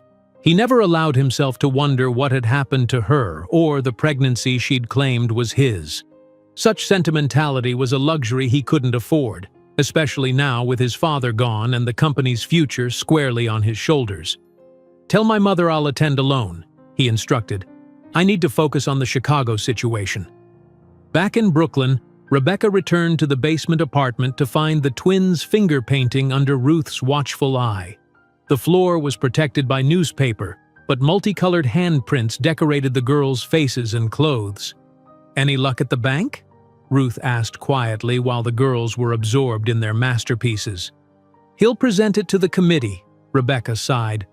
"But I'm not holding my breath." Ruth studied her young friend thoughtfully. "You know, Bernard's insurance policy is just sitting in investments. A small portion of it could—" "No," Rebecca interrupted gently but firmly. "You've done so much already. This has to be my journey, Ruth. I need to build this myself." "Mommy, look!" Olivia called, holding up a paint-smeared paper. "I made our store!" Rebecca knelt beside her daughter, examining the colorful chaos that somehow did suggest a shop. "Our store?" "Where we sell the special bags," Olivia explained with the certainty only a 3-year-old could muster. "It's called Thompson because that's us." Emma looked up from her own more methodical creation. "Can we have a big sign with lights? And a computer for me?" Rebecca gathered both paint-covered children into her arms, heedless of the mess. "Someday," she promised, "Thompson Design will have the biggest, brightest sign in all of New York." That night, After tucking the twins into their shared bed, they still refused to sleep separately despite having their own beds. Rebecca worked until her eyes burned, completing orders and refining new designs. The bank loan remained uncertain, but something about Olivia's childish declaration had rekindled her determination. When her phone rang near midnight, Rebecca answered with trepidation, expecting an emergency from one of her few babysitters or perhaps Ruth. "Rebecca Thompson?" an unfamiliar voice asked. "Speaking." "This is Lisa Chen from New York Magazine. We featured your diaper bags last month in our local finds section." Rebecca's heart raced. "Yes, I remember. Thank you for that. I'm working on a feature about entrepreneurial mothers reinventing traditional industries. Your story, single mother of twins creating revolutionary accessories, is exactly what we're looking for. Would you be available for an interview and photo shoot?" 3 days after the magazine hit newsstands, featuring Rebecca and the twins in their basement studio, the bank called to approve her loan. The accompanying text message from Mr. Daniels was telling, "The loan committee was impressed by your New York Magazine feature. Congratulations." 6 months later, Rebecca stood in a small storefront in Brooklyn, watching as the twins helped Ruth arrange fabric swatches by color and texture. The space was modest compared to Manhattan boutiques, but it was clean, bright, and most importantly, it belonged to Thompson Design officially. As she hung the small but proud Thompson Design sign in the window, Rebecca couldn't possibly know that in just 7 years that name would appear in neon lights in 5 world capitals and in the most exclusive investment portfolios on Wall Street. The Thompson Design sign gleamed in the morning light as Rebecca locked the door of her Brooklyn storefront. The past 3 years had been a whirlwind of growth, transforming her basement operation into a legitimate business with 5 part-time employees and a clientele that extended beyond New York. Now 30 years old, Rebecca carried herself with the quiet confidence of a woman who had built something substantial from nothing. "Ready for Boston?" Ruth asked, waiting by the car with 6-year-old Emma and Olivia dressed in matching blue dresses Rebecca had designed herself. "As ready as we'll ever be," Rebecca replied, checking her portfolio one last time. The tech convention wasn't her usual venue. Her bags had found their market primarily through boutiques and word of mouth among professional mothers. But Ruth's nephew, who worked in product development at Microsoft, had insisted she showcase her latest prototype at the Innovation Showcase. "It's not just a bag, Rebecca," he had explained. "What you've created is technology integration in its purest form." The twins climbed into Ruth's comfortable sedan, already engaged in their own distinct activities. Emma with a puzzle book far beyond her grade level, Olivia rehearsing her practiced pitch to an imaginary audience. "My mommy makes bags that charge your phone while you walk," she declared to her stuffed rabbit with surprising eloquence for a 6-year-old. The drive to Boston took nearly 4 hours, during which Rebecca reviewed her presentation materials. The prototype, a sleek messenger bag with built-in conductive fabric that harvested kinetic energy from movement, represented months of late-night experimentation after the twins were asleep. She had no formal engineering training, just a designer's intuition and countless hours of research.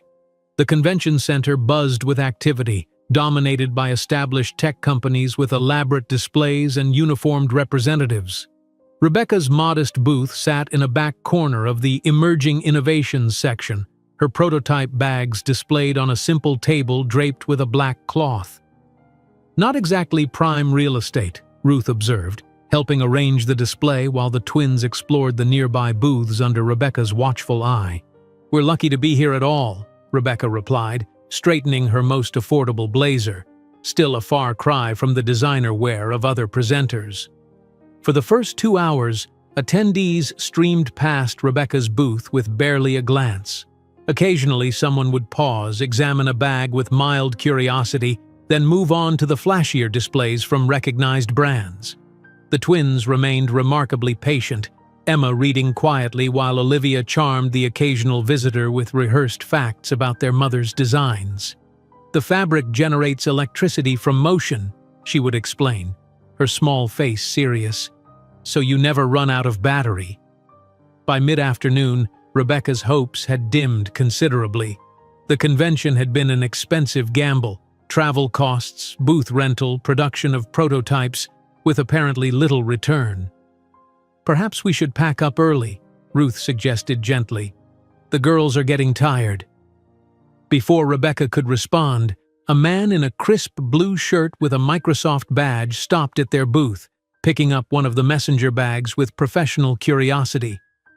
"Interesting texture," he commented, running his fingers over the specialized fabric. "What's the material?" Rebecca launched into her practiced explanation, demonstrating how the bag's fabric captured energy from normal movement and transferred it to a power cell that could charge mobile devices. The man listened politely, examining the internal wiring with increasing interest. "And you developed this yourself?" "She did it in our apartment," Emma interjected unexpectedly, looking up from her book. "The energy conversion is more efficient than similar systems because Mom incorporated conductive threading at 45-degree angles instead of the standard grid pattern." The man blinked in surprise, looking from the serious 6-year-old to Rebecca. "Your daughter is correct," Rebecca confirmed with a proud smile. "The diagonal weave increases energy capture by approximately 23%. Emma understands the technical aspects better than I do sometimes," she added. "She has a gift for patterns and systems." The Microsoft executive, for that's what his badge identified him as, crouched to Emma's level. "Would you mind explaining how the power transfer works?" Without hesitation, Emma detailed the process with remarkable clarity, using vocabulary no ordinary 6-year-old should possess. By the time she finished, a small crowd had gathered, including several other tech executives attracted by the unusual sight of a child explaining advanced energy capture systems. "This isn't just a novel accessory," the Microsoft executive said, standing to address Rebecca. "This is potentially revolutionary fabric technology. Have you patented this?" Rebecca hesitated. "I've filed preliminary paperwork, but the full patent process is expensive." "You need to complete it immediately," he advised, handing her his business card. "I'd like to bring some colleagues by tomorrow for a more detailed demonstration. Microsoft might be very interested in licensing this technology." After the convention hall closed for the day, Rebecca sat with Ruth and the twins in their modest hotel room, still processing the dramatic shift in their fortunes. "He really thinks it could be worth millions?" Ruth asked, helping the girls into their pajamas. "He mentioned potential applications beyond bags: clothing, furniture, even building materials that could generate and store energy," Rebecca replied, her voice hushed with disbelief. "Things I hadn't even considered." 3 weeks later, Rebecca sat in a gleaming conference room at a Manhattan law firm, surrounded by patent attorneys and Microsoft representatives.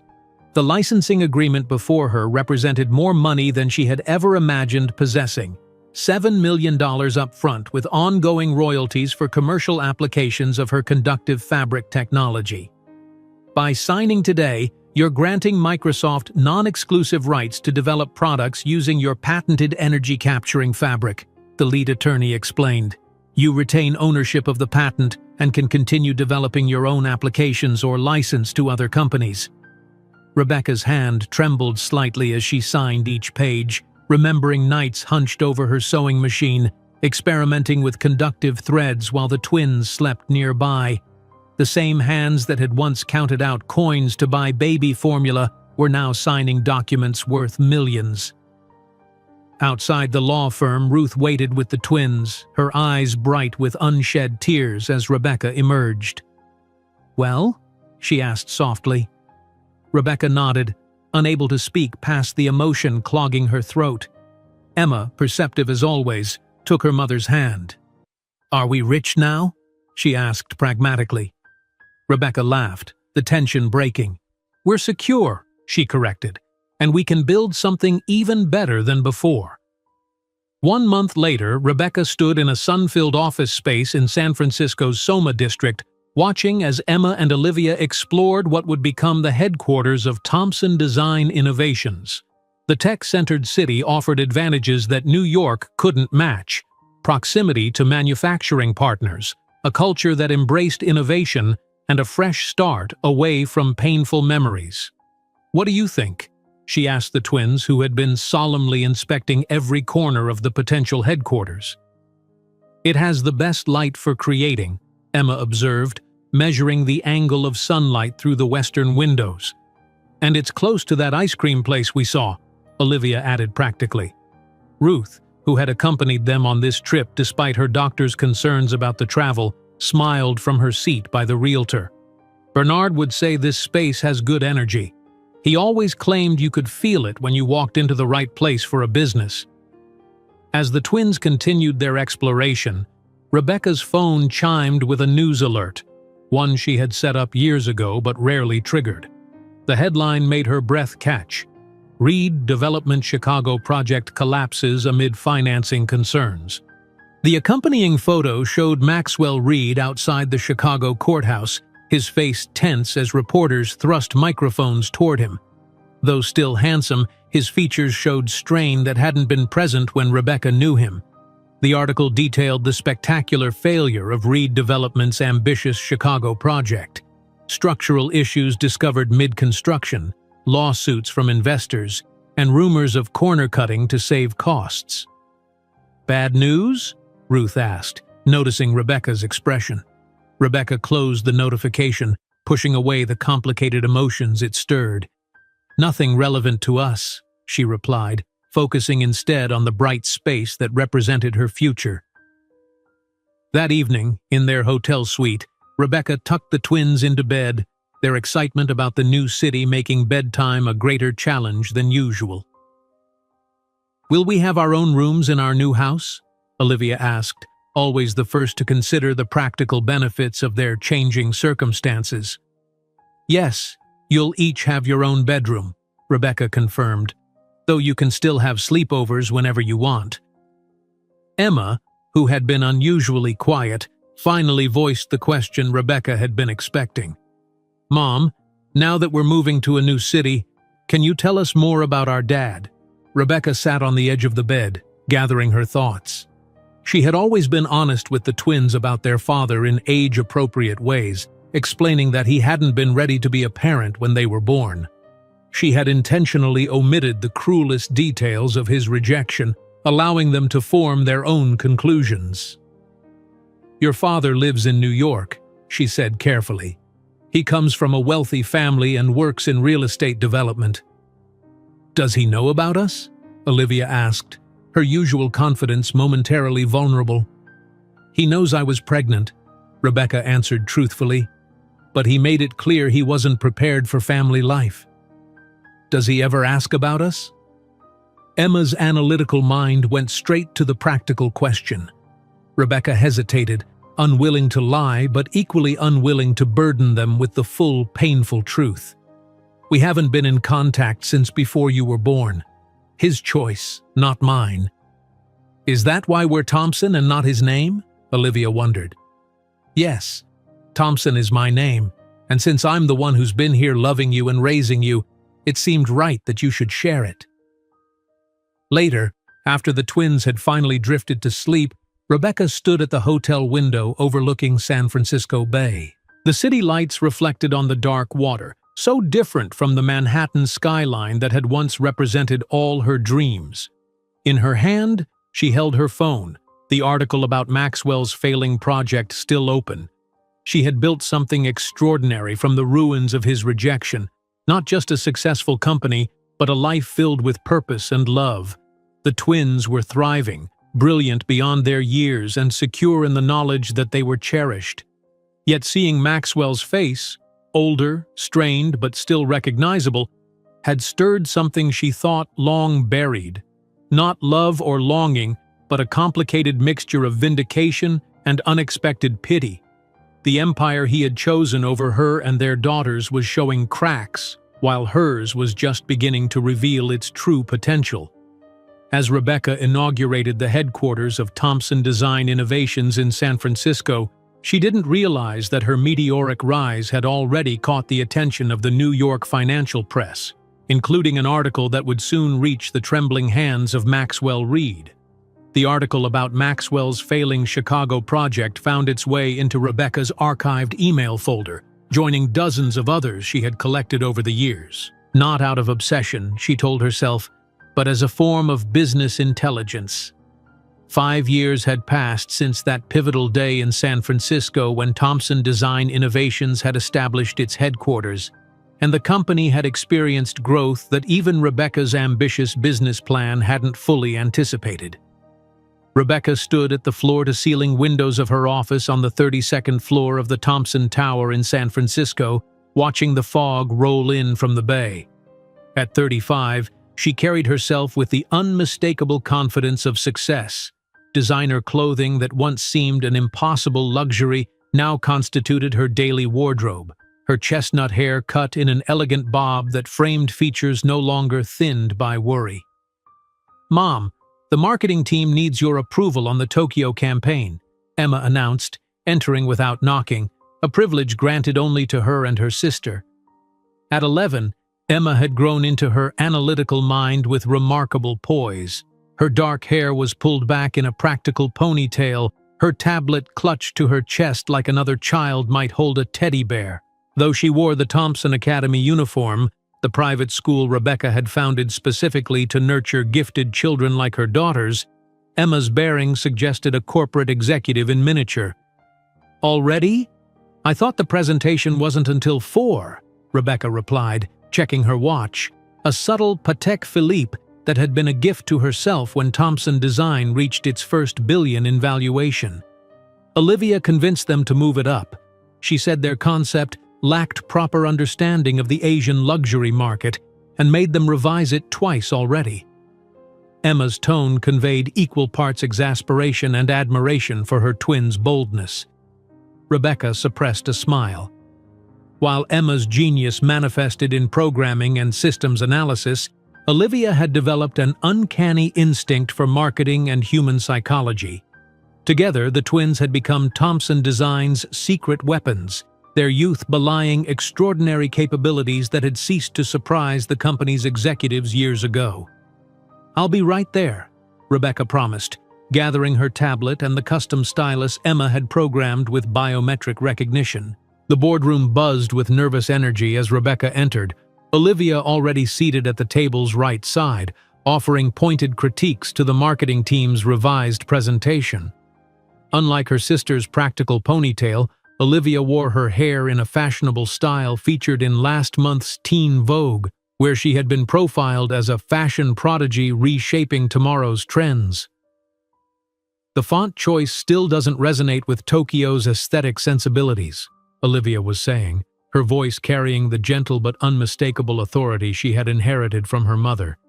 "It reads Western corporation trying to look Japanese rather than global brand that understands nuance." The marketing director, a veteran poached from Apple 2 years prior, nodded without hesitation, making notes. The scene might have seemed comical to outsiders, an 11-year-old girl directing professionals 3 times her age. But within Thompson Design, the twins' contributions had long since proven invaluable. "Perhaps we should move forward with the presentation," Rebecca suggested, taking her seat at the head of the table. "Olivia can continue her consultation afterward." The presentation showcased Thompson Design's expansion into the Japanese market, not just with their established line of tech-integrated fashion, but with the revolutionary new smart fabric that could adjust its thermal properties based on body temperature and environmental conditions. It represented the culmination of research Rebecca had initiated 4 years ago, refined by Emma's programming insights and Olivia's consumer psychology analysis. The potential market share exceeds initial projections by 17%, the CFO concluded, displaying a graph of exponential growth. Between Tokyo, Osaka, and Kyoto, first-year revenue estimates now approach 500 million. After the meeting, Rebecca retreated to her office with the twins, their evening ritual of reviewing the day's achievements uninterrupted despite their packed schedules. "Your input was excellent, Olivia, but remember that professionals need to save face," Rebecca advised gently. "Sometimes it's more effective to lead them to your conclusion rather than stating it outright." Olivia nodded, absorbing the lesson without defensiveness. Like you did with that venture capital firm last month, when you made them think investing $200 million was their idea? Rebecca laughed. Exactly like that. Emma looked up from her tablet. Fortune magazine just released their 40 under 40 list. You're number 3, Mom. Up from 7 last year, Olivia noted with satisfaction. Who beat you? The Tesla executive and that software developer who created the pandemic prediction algorithm, Emma reported.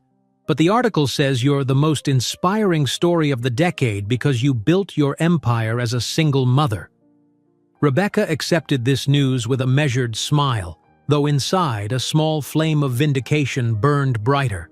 Each recognition, each milestone, each decimal point added to Thompson Design's valuation served as silent rebuttal to the cruel dismissal she had endured in Maxwell's Tribeca apartment all those years ago. Speaking of which, Olivia began, her tone shifting to the careful neutrality she adopted when broaching sensitive topics. Liam Anderson asked about our father during advanced economics yesterday. Rebecca stilled, her expression carefully composed. Liam was the son of a prominent venture capitalist whose family moved in the same elite circles that Maxwell once had. What prompted that? She asked calmly. We were discussing inherited traits in business aptitude, Emma explained. He said his father claims you must have strategic genes from somewhere since you built such a successful company. And what did you say? Rebecca asked, curious how her daughters navigated these increasingly frequent inquiries as they entered the wider world of their privileged school. I told him genetics are complex and multifactorial, Emma replied practically, and that environment and determination are statistically more significant predictors of success than parentage. I told him our mom built a billion-dollar company while our father couldn't even build the courage to meet us, Olivia added with characteristic directness. That shut him up. Rebecca felt the familiar twist of emotions, pride in her daughter's resilience, sorrow for what they'd been denied, and the ever-present determination that had fueled her rise. Your father wasn't ready for the responsibility. She repeated the carefully edited truth she had maintained since they were old enough to ask. Sometimes it's better to have one fully committed parent than 2 half-committed ones. The following morning, Rebecca sat for a photo shoot in her office, the backdrop of San Francisco's skyline providing the perfect setting for her cover feature in Forbes magazine. The photographer, a celebrated portrait artist who typically photographed heads of state, directed her through a series of poses that emphasized both authority and accessibility. Perfect, he declared, reviewing the digital images. You project strength without severity. That's rare in tech CEOs. The accompanying interview delved into Rebecca's journey from struggling single mother to tech fashion mogul, though she carefully steered the conversation away from the twins' paternity. The world knew Emma and Olivia as the brilliant Thompson heirs, their father's identity a deliberately maintained mystery that fueled occasional society gossip but never affected the family's carefully constructed narrative. Thompson Design Innovations has revolutionized how we think about wearable technology, the journalist noted, recording Rebecca's responses. Did you envision this level of success when you started? Rebecca considered the question, thinking back to those early days in Ruth's basement, sewing while the twins napped. I knew the potential was there, but the scale of what we've built exceeds even my ambitious plans. What began as practical solutions for working mothers evolved into a technology platform that's reshaping multiple industries. The truth, which Rebecca kept private, was more pointed. She had envisioned precisely this level of success, had determined to achieve it specifically because Maxwell had deemed her incapable. Each innovation, each expansion, each breakthrough had been fueled partly by the need to prove his dismissal catastrophically wrong. Across the country, in his significantly reduced office in the Reed Development headquarters, Maxwell Reed studied the same Forbes list that had ranked Rebecca third among entrepreneurs under 40. His own name, once a fixture in such publications, was notably absent. At 43, he had aged visibly beyond his years, the pressure of salvaging his family's crumbling empire etched into the lines around his eyes. "Sir, the bank called again about the Miami financing," his assistant said hesitantly from the doorway. "They're requesting a meeting with the full board." Maxwell waved her away, his attention fixed on the article about Rebecca Thompson, accompanied by a striking photo of her standing confidently before the Thompson Design logo. There was something hauntingly familiar about her face, something he had spent years trying not to recognize whenever her company made headlines. The same evening, Rebecca received a call from Ruth, now 83 and residing in the luxury senior living facility Rebecca had insisted on financing. "I just saw your Forbes feature," Ruth said, her voice still strong despite her advancing years. "Bernard would have been so proud. I certainly am." "None of it would have happened without you," Rebecca reminded her, the debt of gratitude one she never forgot despite her success. "Nonsense. I provided shelter and encouragement, but you built this empire yourself, brick by brick, stitch by stitch." After the call, Rebecca joined the twins for dinner in their penthouse apartment overlooking the bay. As they discussed their day, Emma's breakthrough with a new algorithm, Olivia's presentation to the Junior Achievement Society, Rebecca's phone chimed with an unexpected notification. "What is it?" Olivia asked, noticing her mother's expression change. "An invitation," Rebecca replied, scanning the email, "to be the keynote speaker at next month's New York Innovation Week." "New York?" Emma's interest was immediately piqued. "We were born there, but we've never been back." "Is it time?" Olivia asked perceptively, understanding the significance of such a return. "To go back to where it all started?" Rebecca considered the question, running her finger over the embossed Thompson logo on her phone case. New York represented both her greatest pain and the beginning of her most significant triumph.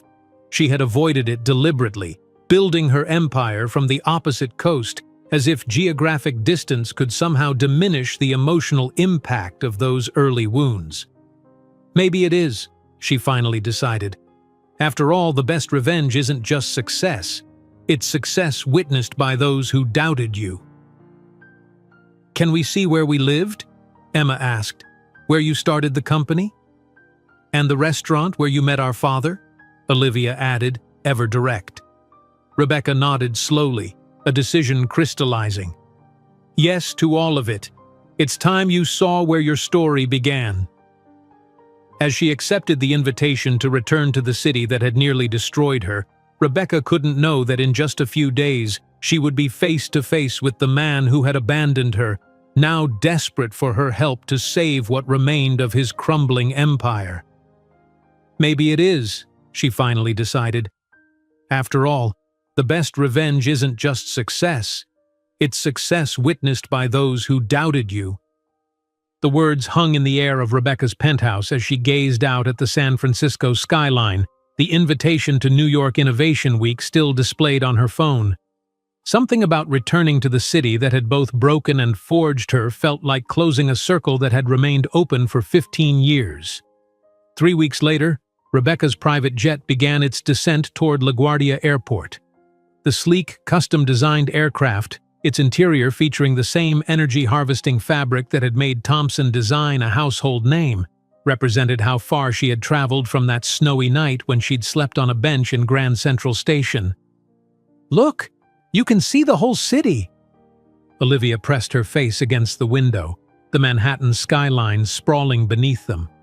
At 15, she retained the enthusiasm that had characterized her since childhood, though now channeled through the polished demeanor she'd cultivated as the public face of Thompson Design's youth division.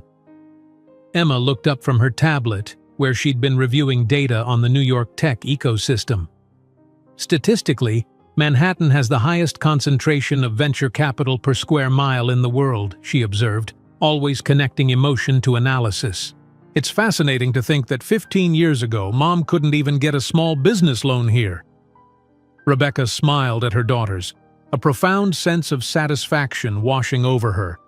They were returning not as supplicants to the city that had rejected them, but as conquering royalty. The Thompson name now opened doors that had once been firmly closed. "The plaza has prepared the presidential suite," Rebecca's executive assistant noted as the wheels touched down.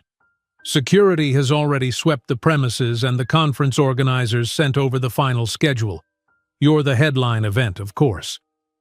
The motorcade of black SUVs waiting on the tarmac whisked them efficiently into Manhattan, a stark contrast to Rebecca's last departure, a Greyhound bus to Brooklyn, pregnant and heartbroken, 15 years before. "Is that where you used to work?" Emma asked as they passed a high-end restaurant. "No, 11 Madison Park is a few blocks from here," Rebecca replied, a slight tightening in her chest the only indication of the memories the name evoked. "We'll pass it later if you want to see it."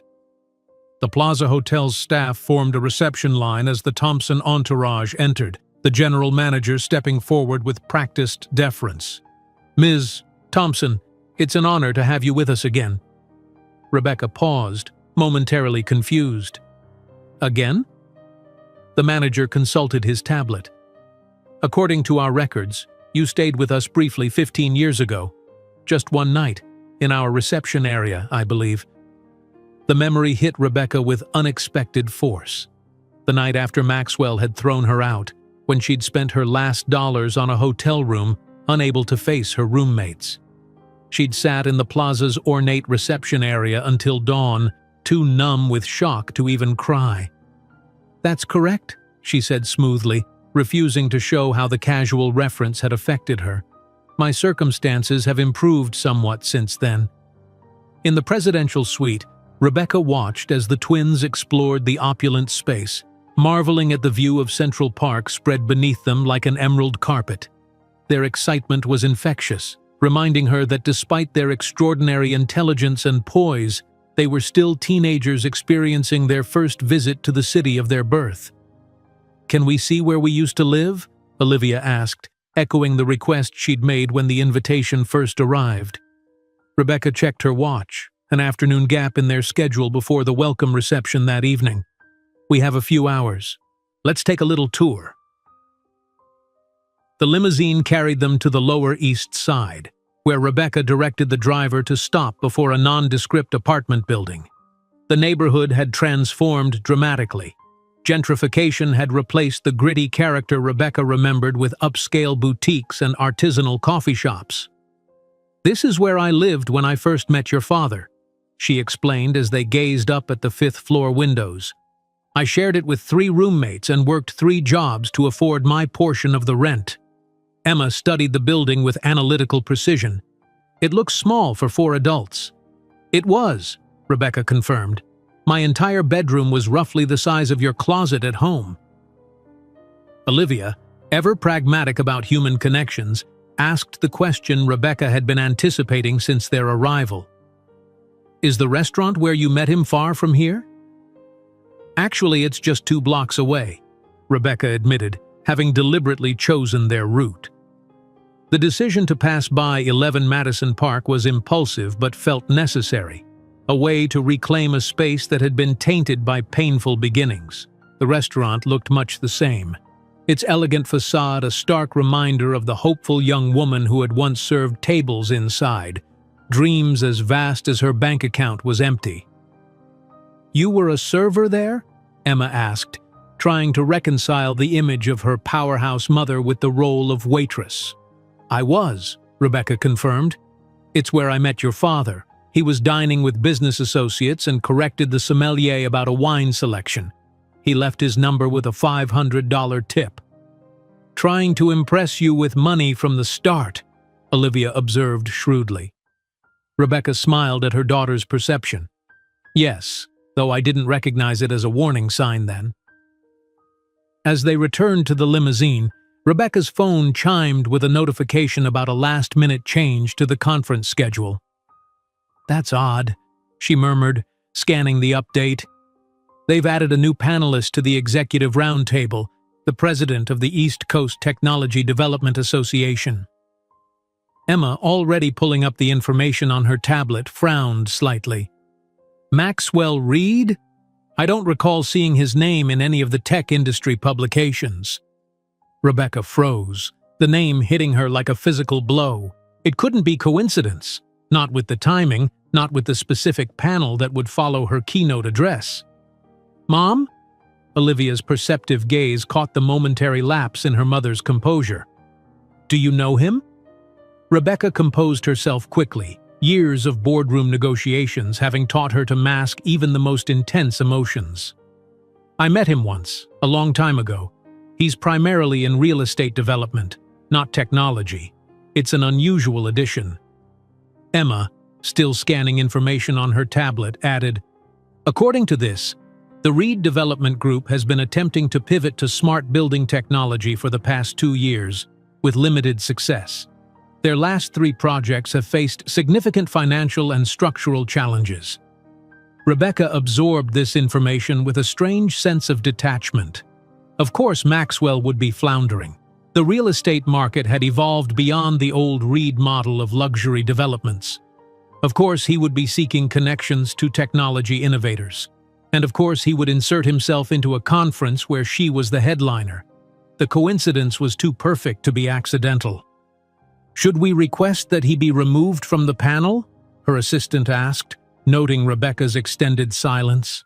"No," Rebecca decided, a calm determination settling over her. "Make no changes, but have the legal team send over the full dossier on Reed Development's current financial position. I want to be thoroughly prepared." That evening, as Rebecca dressed for the welcome reception, she studied her reflection with critical precision. The woman in the mirror bore little resemblance to the desperate girl who had last been in New York. Designer dress highlighting a figure kept toned by regular workouts, jewelry selected for subtle signaling of wealth rather than flash, hair and makeup emphasizing strength rather than conventional beauty. She was no longer the Rebecca who could be dismissed or discarded. "Mom, are you ready?" Olivia called from the suite's living room. "Emma says we'll be exactly 7 minutes late if we don't leave now, which is apparently the optimal time to arrive for maximum impact." Rebecca smiled at her daughter's complimentary approaches, Emma calculating the precise timing for effective entrances, Olivia intuitively understanding the social dynamics of fashionable lateness. The reception buzzed with the energy of tech elites and financial power brokers converging. As the Thompson trio entered, a visible ripple moved through the crowd, recognition, respect, and curiosity following them like a wake. Rebecca navigated the space with practiced ease, introducing the twins to key industry figures while fielding questions about her upcoming keynote. "Ms. Thompson, your presence has elevated the entire conference," gushed the event chairwoman. "Ticket sales doubled when your participation was announced." "We're delighted to be here," Rebecca replied diplomatically. "The girls have been eager to visit New York. They're even more impressive in person than in their profiles," the woman observed, watching as Emma and Olivia charmed a group of venture capitalists. Teen Vogue certainly captured Olivia's poise, but failed to convey her persuasive abilities. Rebecca followed her gaze with quiet pride. In matching Thompson design originals, subtle tech-integrated dresses that changed color slightly with body temperature, the twins commanded attention despite being the youngest attendees by several years. As the evening progressed, Rebecca maintained careful awareness of the entire room, half expecting to encounter Maxwell, but he remained conspicuously absent from the reception, his strategic addition to tomorrow's panel apparently not extending to tonight's social gathering. Later, back in their suite, Emma pulled up a comprehensive financial analysis of Reed Development on the suite's main screen.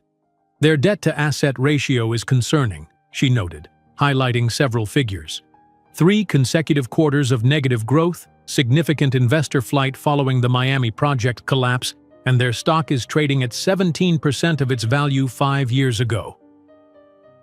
"They're approaching bankruptcy," Olivia translated, her talent for distilling complex information into essential points on display. "Is that why this Maxwell Reed suddenly wants to align with technology companies? A desperate attempt to save a failing business?" Rebecca studied the projections, memories of Maxwell's arrogant certainty about his family's empire overlaying the stark evidence of its decline. "It would appear so," she agreed. "The Reed Development Group was once considered untouchable in New York real estate. William Reed, your grandfather, built it from a single property into a multi-billion-dollar corporation." "Our grandfather," Emma repeated thoughtfully. "We've never spoken about that side of the family before." "There wasn't much to say," Rebecca replied carefully. "William died before you were teenagers, and he never knew about you. That was your father's choice." As Rebecca prepared for bed, she found herself standing at the suite's windows, gazing out at the city that had once held all her dreams, then crushed them, and now welcomed her back as a conquering hero. Tomorrow she would deliver her keynote address to the most influential gathering in technology, and somewhere in that audience, watching her triumph, would be the man who had once deemed her unworthy of even basic respect. While accepting the invitation to return to the city that had nearly destroyed her, Rebecca couldn't know that in just a few hours she would be face to face with the man who had abandoned her, now desperate for her help to save what remained of his crumbling empire. The grand ballroom of the Plaza Hotel hummed with anticipation as Rebecca took a final moment backstage to gather her thoughts. Her presentation on democratizing wearable technology had been meticulously prepared, but knowing Maxwell might be in the audience added an edge to her focus that she hadn't anticipated. "5 minutes, Ms. Thompson," the stage manager informed her quietly.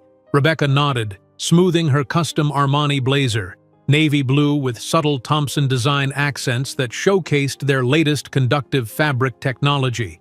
The outfit was a calculated statement, powerful yet approachable, innovative yet classically elegant. Nothing like the desperate girl who had once roamed these same Manhattan streets in second-hand clothes. "Mom, we've uploaded the final simulation to the presentation," Emma said, joining her backstage. "The interactive demonstration of global energy savings is ready." "And I've briefed the tech team on the audience response tracking," Olivia added. "We'll have real-time metrics on engagement throughout your keynote." Rebecca smiled at her daughters, their efficiency both a comfort and a source of immense pride. "Perfect. Will you two be watching from the wings?" "Front row," Olivia corrected. "Maximum visibility for the Thompson heirs.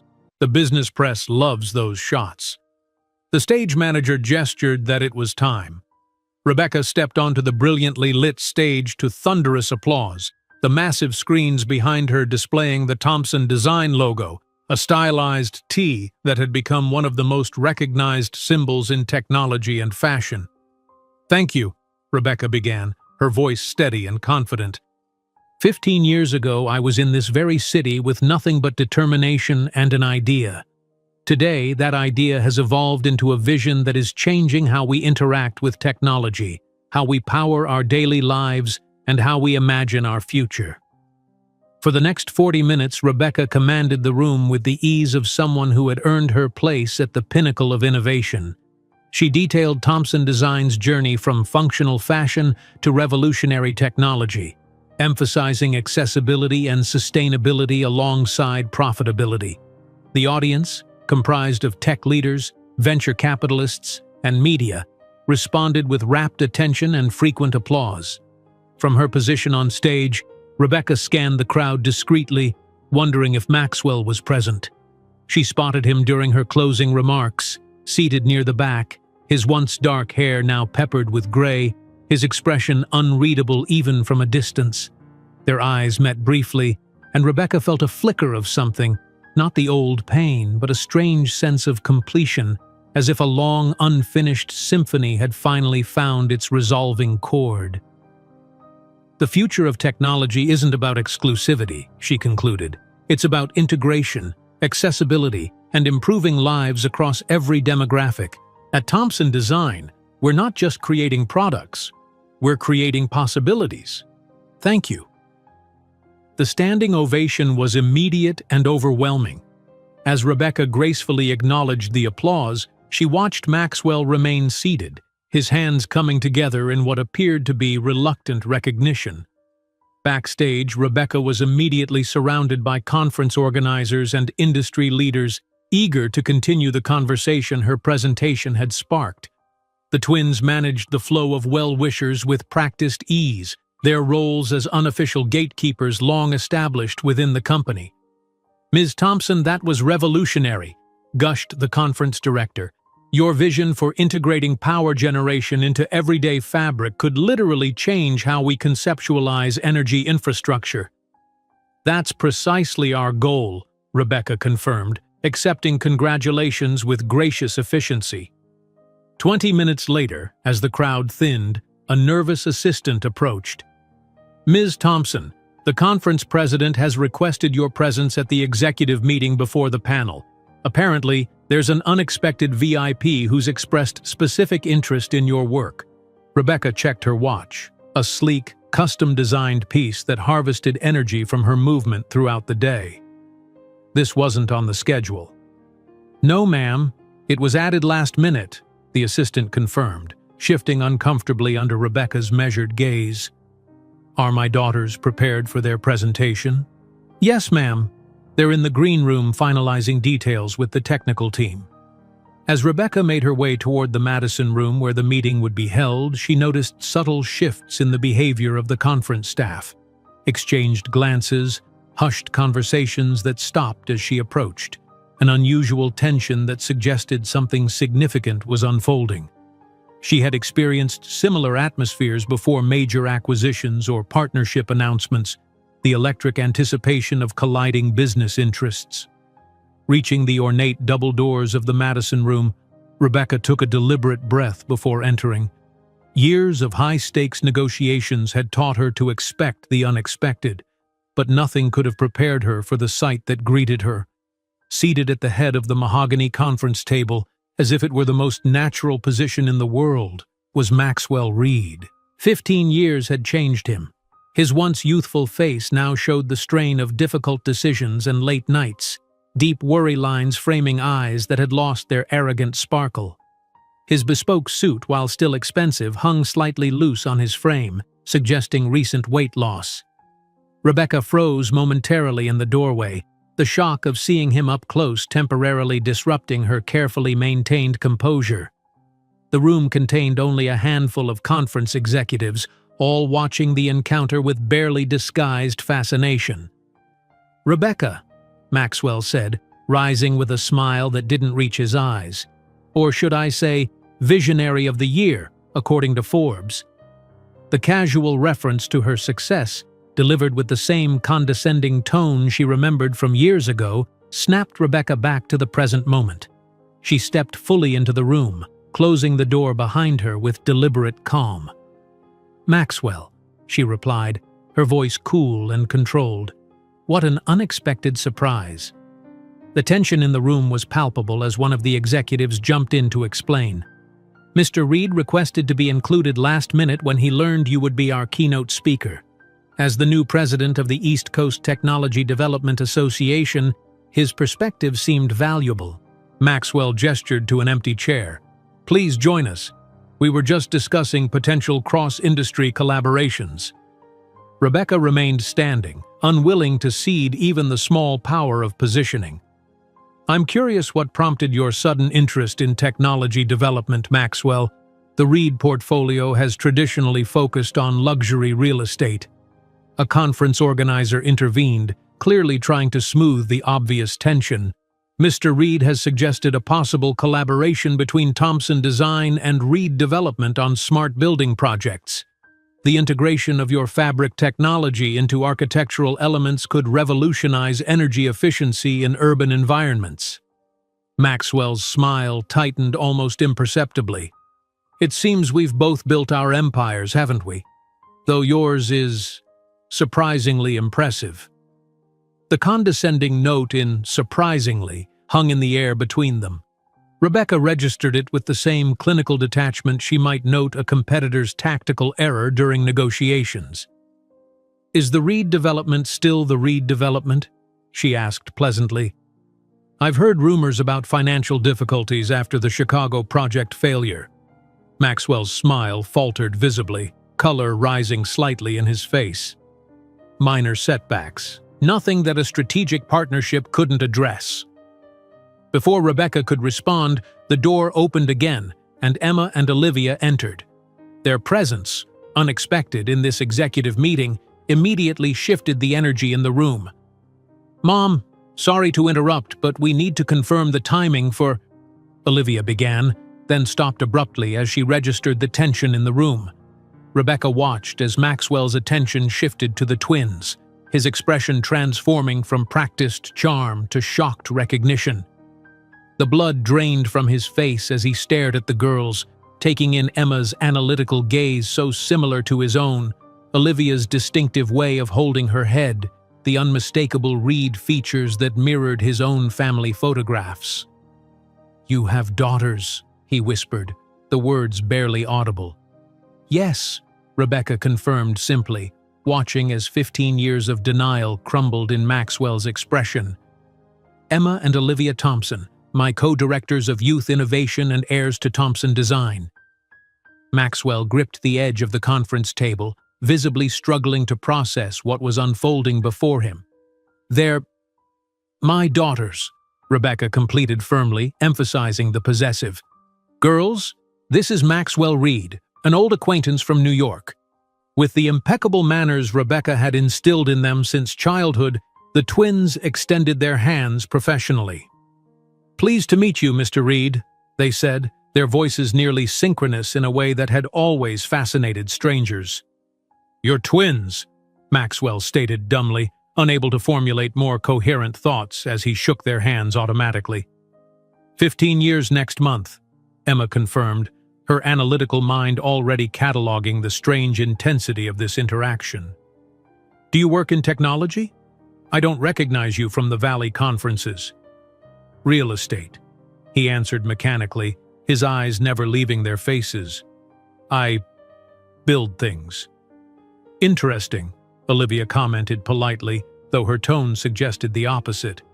"Our mother also builds things, multi-billion-dollar companies mainly." One of the executives, sensing the need to fill the uncomfortable silence, added, "The Thompson girls are genuine prodigies. Emma already has 2 registered patents, and Olivia was recently featured in Teen Vogue as one of the most promising young entrepreneurs."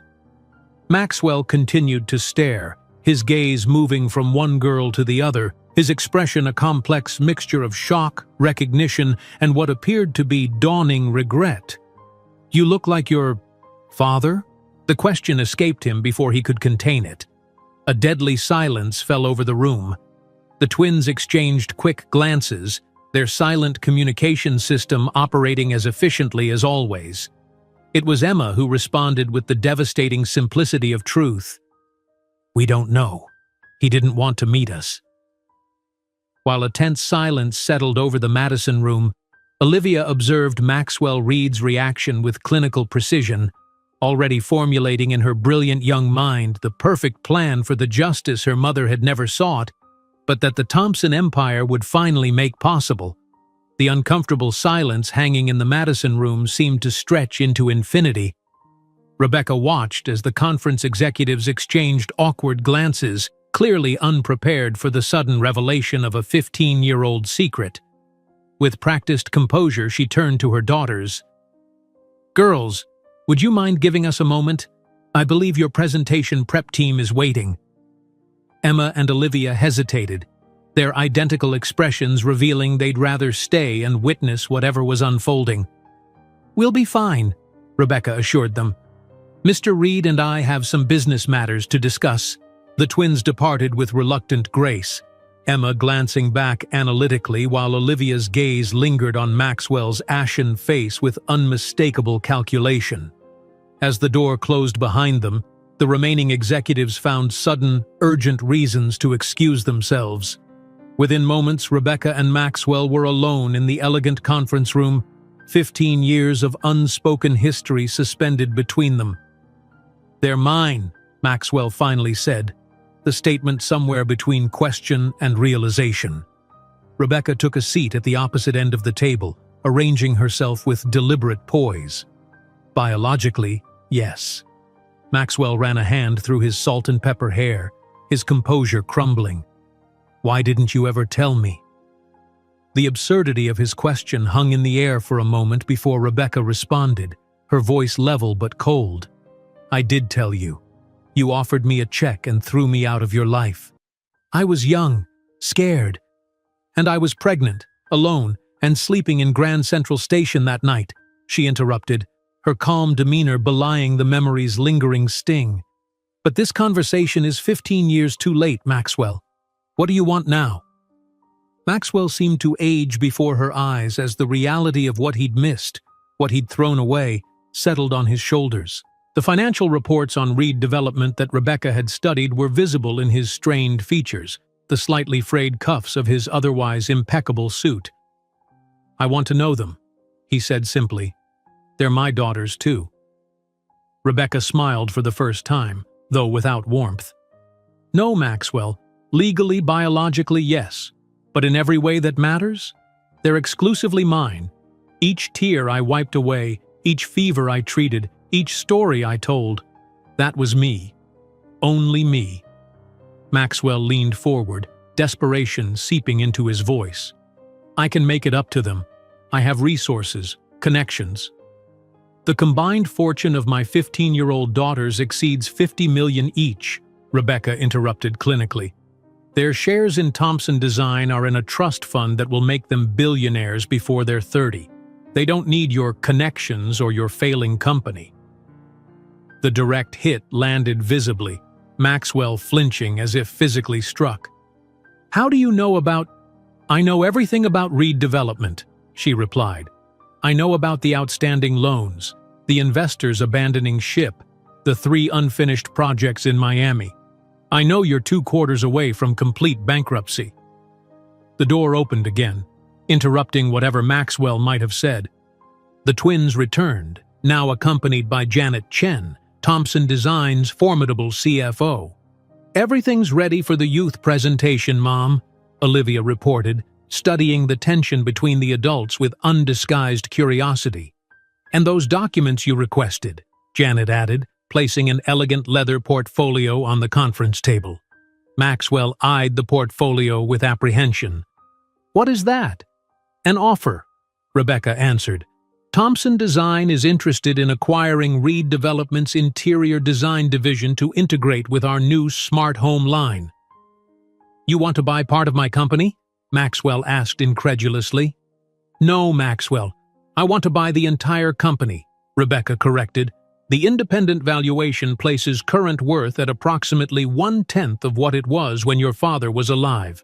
I'm offering a 15% premium above that value, considering the historic name." Maxwell paled further, his hands trembling slightly as he processed her words. "This is about revenge? Public humiliation?" Emma, observing carefully, frowned in confusion. "Mom, why does he think it's personal? It's just a strategic acquisition." Rebecca kept her gaze fixed on Maxwell while answering. "Because Mr. Reed and I have history, sweetheart. A history that perhaps it's time you both learned about." The moment of truth had arrived. Rebecca gestured for everyone to sit, and with remarkable composure revealed to her daughters the identity of their father. She outlined their brief relationship, her pregnancy, and his rejection, careful to present the facts without emotional coloring. Emma and Olivia's reactions reflected their distinct personalities. Emma absorbed the information with analytical detachment, processing each revelation for its logical implications.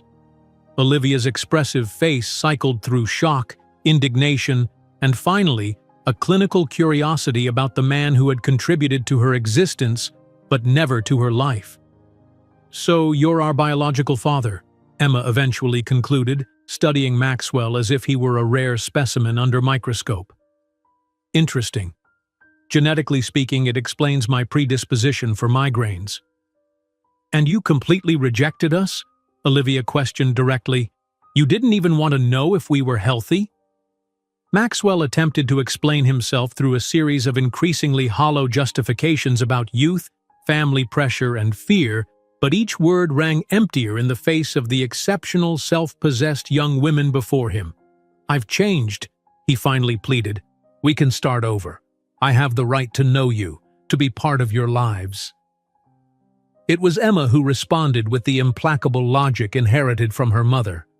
"Rights are accompanied by responsibilities, Mr. Reed. You abdicated your responsibilities 15 years ago. Your rights expired along with them." Olivia added with finality. Our family is complete. It always has been. Janet, who had remained silently observing the exchange, placed another folder on the table. Rebecca, Thompson shares rose 3% after your presentation. Total valuation now exceeds $3.5 billion. Maxwell stared at the documents spread across the table, the magnitude of the empire Rebecca had built alone finally hitting him with full force. You really did it, didn't you? He murmured. Built something extraordinary from nothing. Not from nothing, Rebecca corrected, placing her hands on her daughter's shoulders. From everything that mattered. The executive boardroom cleared as preparations for the final presentation commenced. Rebecca and the twins made their way to the main ballroom where Olivia would introduce her mother's closing remarks. Maxwell, relegated to the audience, found himself seated in the last row, a symbolic distance from the stage that represented his position in their lives. Olivia took the podium with the confidence of someone born to command attention. The audience, investors, tech leaders, and media, leaned forward, captivated by the poised 15-year-old addressing them with the authority of a seasoned executive. Our mother taught us that obstacles are just opportunities in disguise, Olivia declared to the enthralled crowd.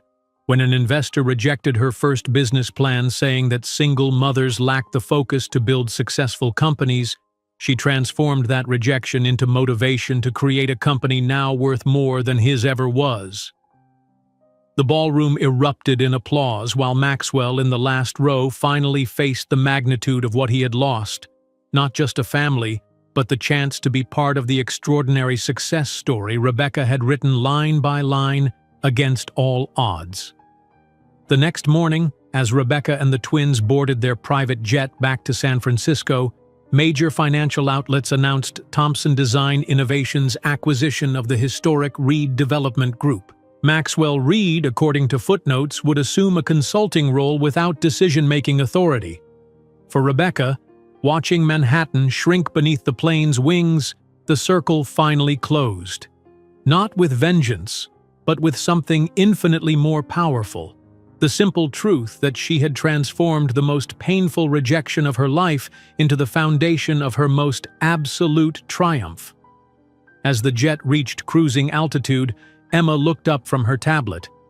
The acquisition announcement increased our stock by another 2%. The market clearly approves. Of course it does, Olivia replied pragmatically. Reed Development's remaining assets will integrate perfectly with our smart building initiative. Rebecca smiled at her daughters, these extraordinary young women who were her greatest achievement. Are you okay? Meeting him was unexpected. Emma considered the question with her usual analytical precision. It was informative to observe the genetic contributor to 50% of our DNA. The environmental factors clearly proved more significant to developmental outcomes. He seemed sad, Olivia noted, her intuitive understanding of human psychology ever sharp. Like someone who realized too late what he'd thrown away. Rebecca gazed out at the clouds stretching endlessly below them. Sometimes the hardest lessons come when we finally understand the value of what we discarded. As the plane carried them westward, Rebecca felt the weight of the past finally lifting. She had returned to New York, not as the broken girl who had fled, but as the woman who had conquered, not just the business world, but her own deepest fears. The circle was complete. In the exclusive Manhattan apartment he'd downsized to after selling the Tribeca penthouse, Maxwell Reed watched the business channels announce the acquisition that ended his family's century-long real estate dynasty. On the screen, archive footage showed Rebecca at the previous year's technology summit, confidently outlining her vision for the future, a future he could have shared had he made different choices 15 years ago. As he poured himself a drink, Maxwell finally understood that his greatest failure wasn't losing the Reed empire, but failing to recognize that the pregnant waitress he had dismissed as insignificant would become the extraordinary woman who would one day hold his fate in her hands. If you enjoyed today's video, I'm sure you'll love the next one. Don't waste time. Just click on the screen.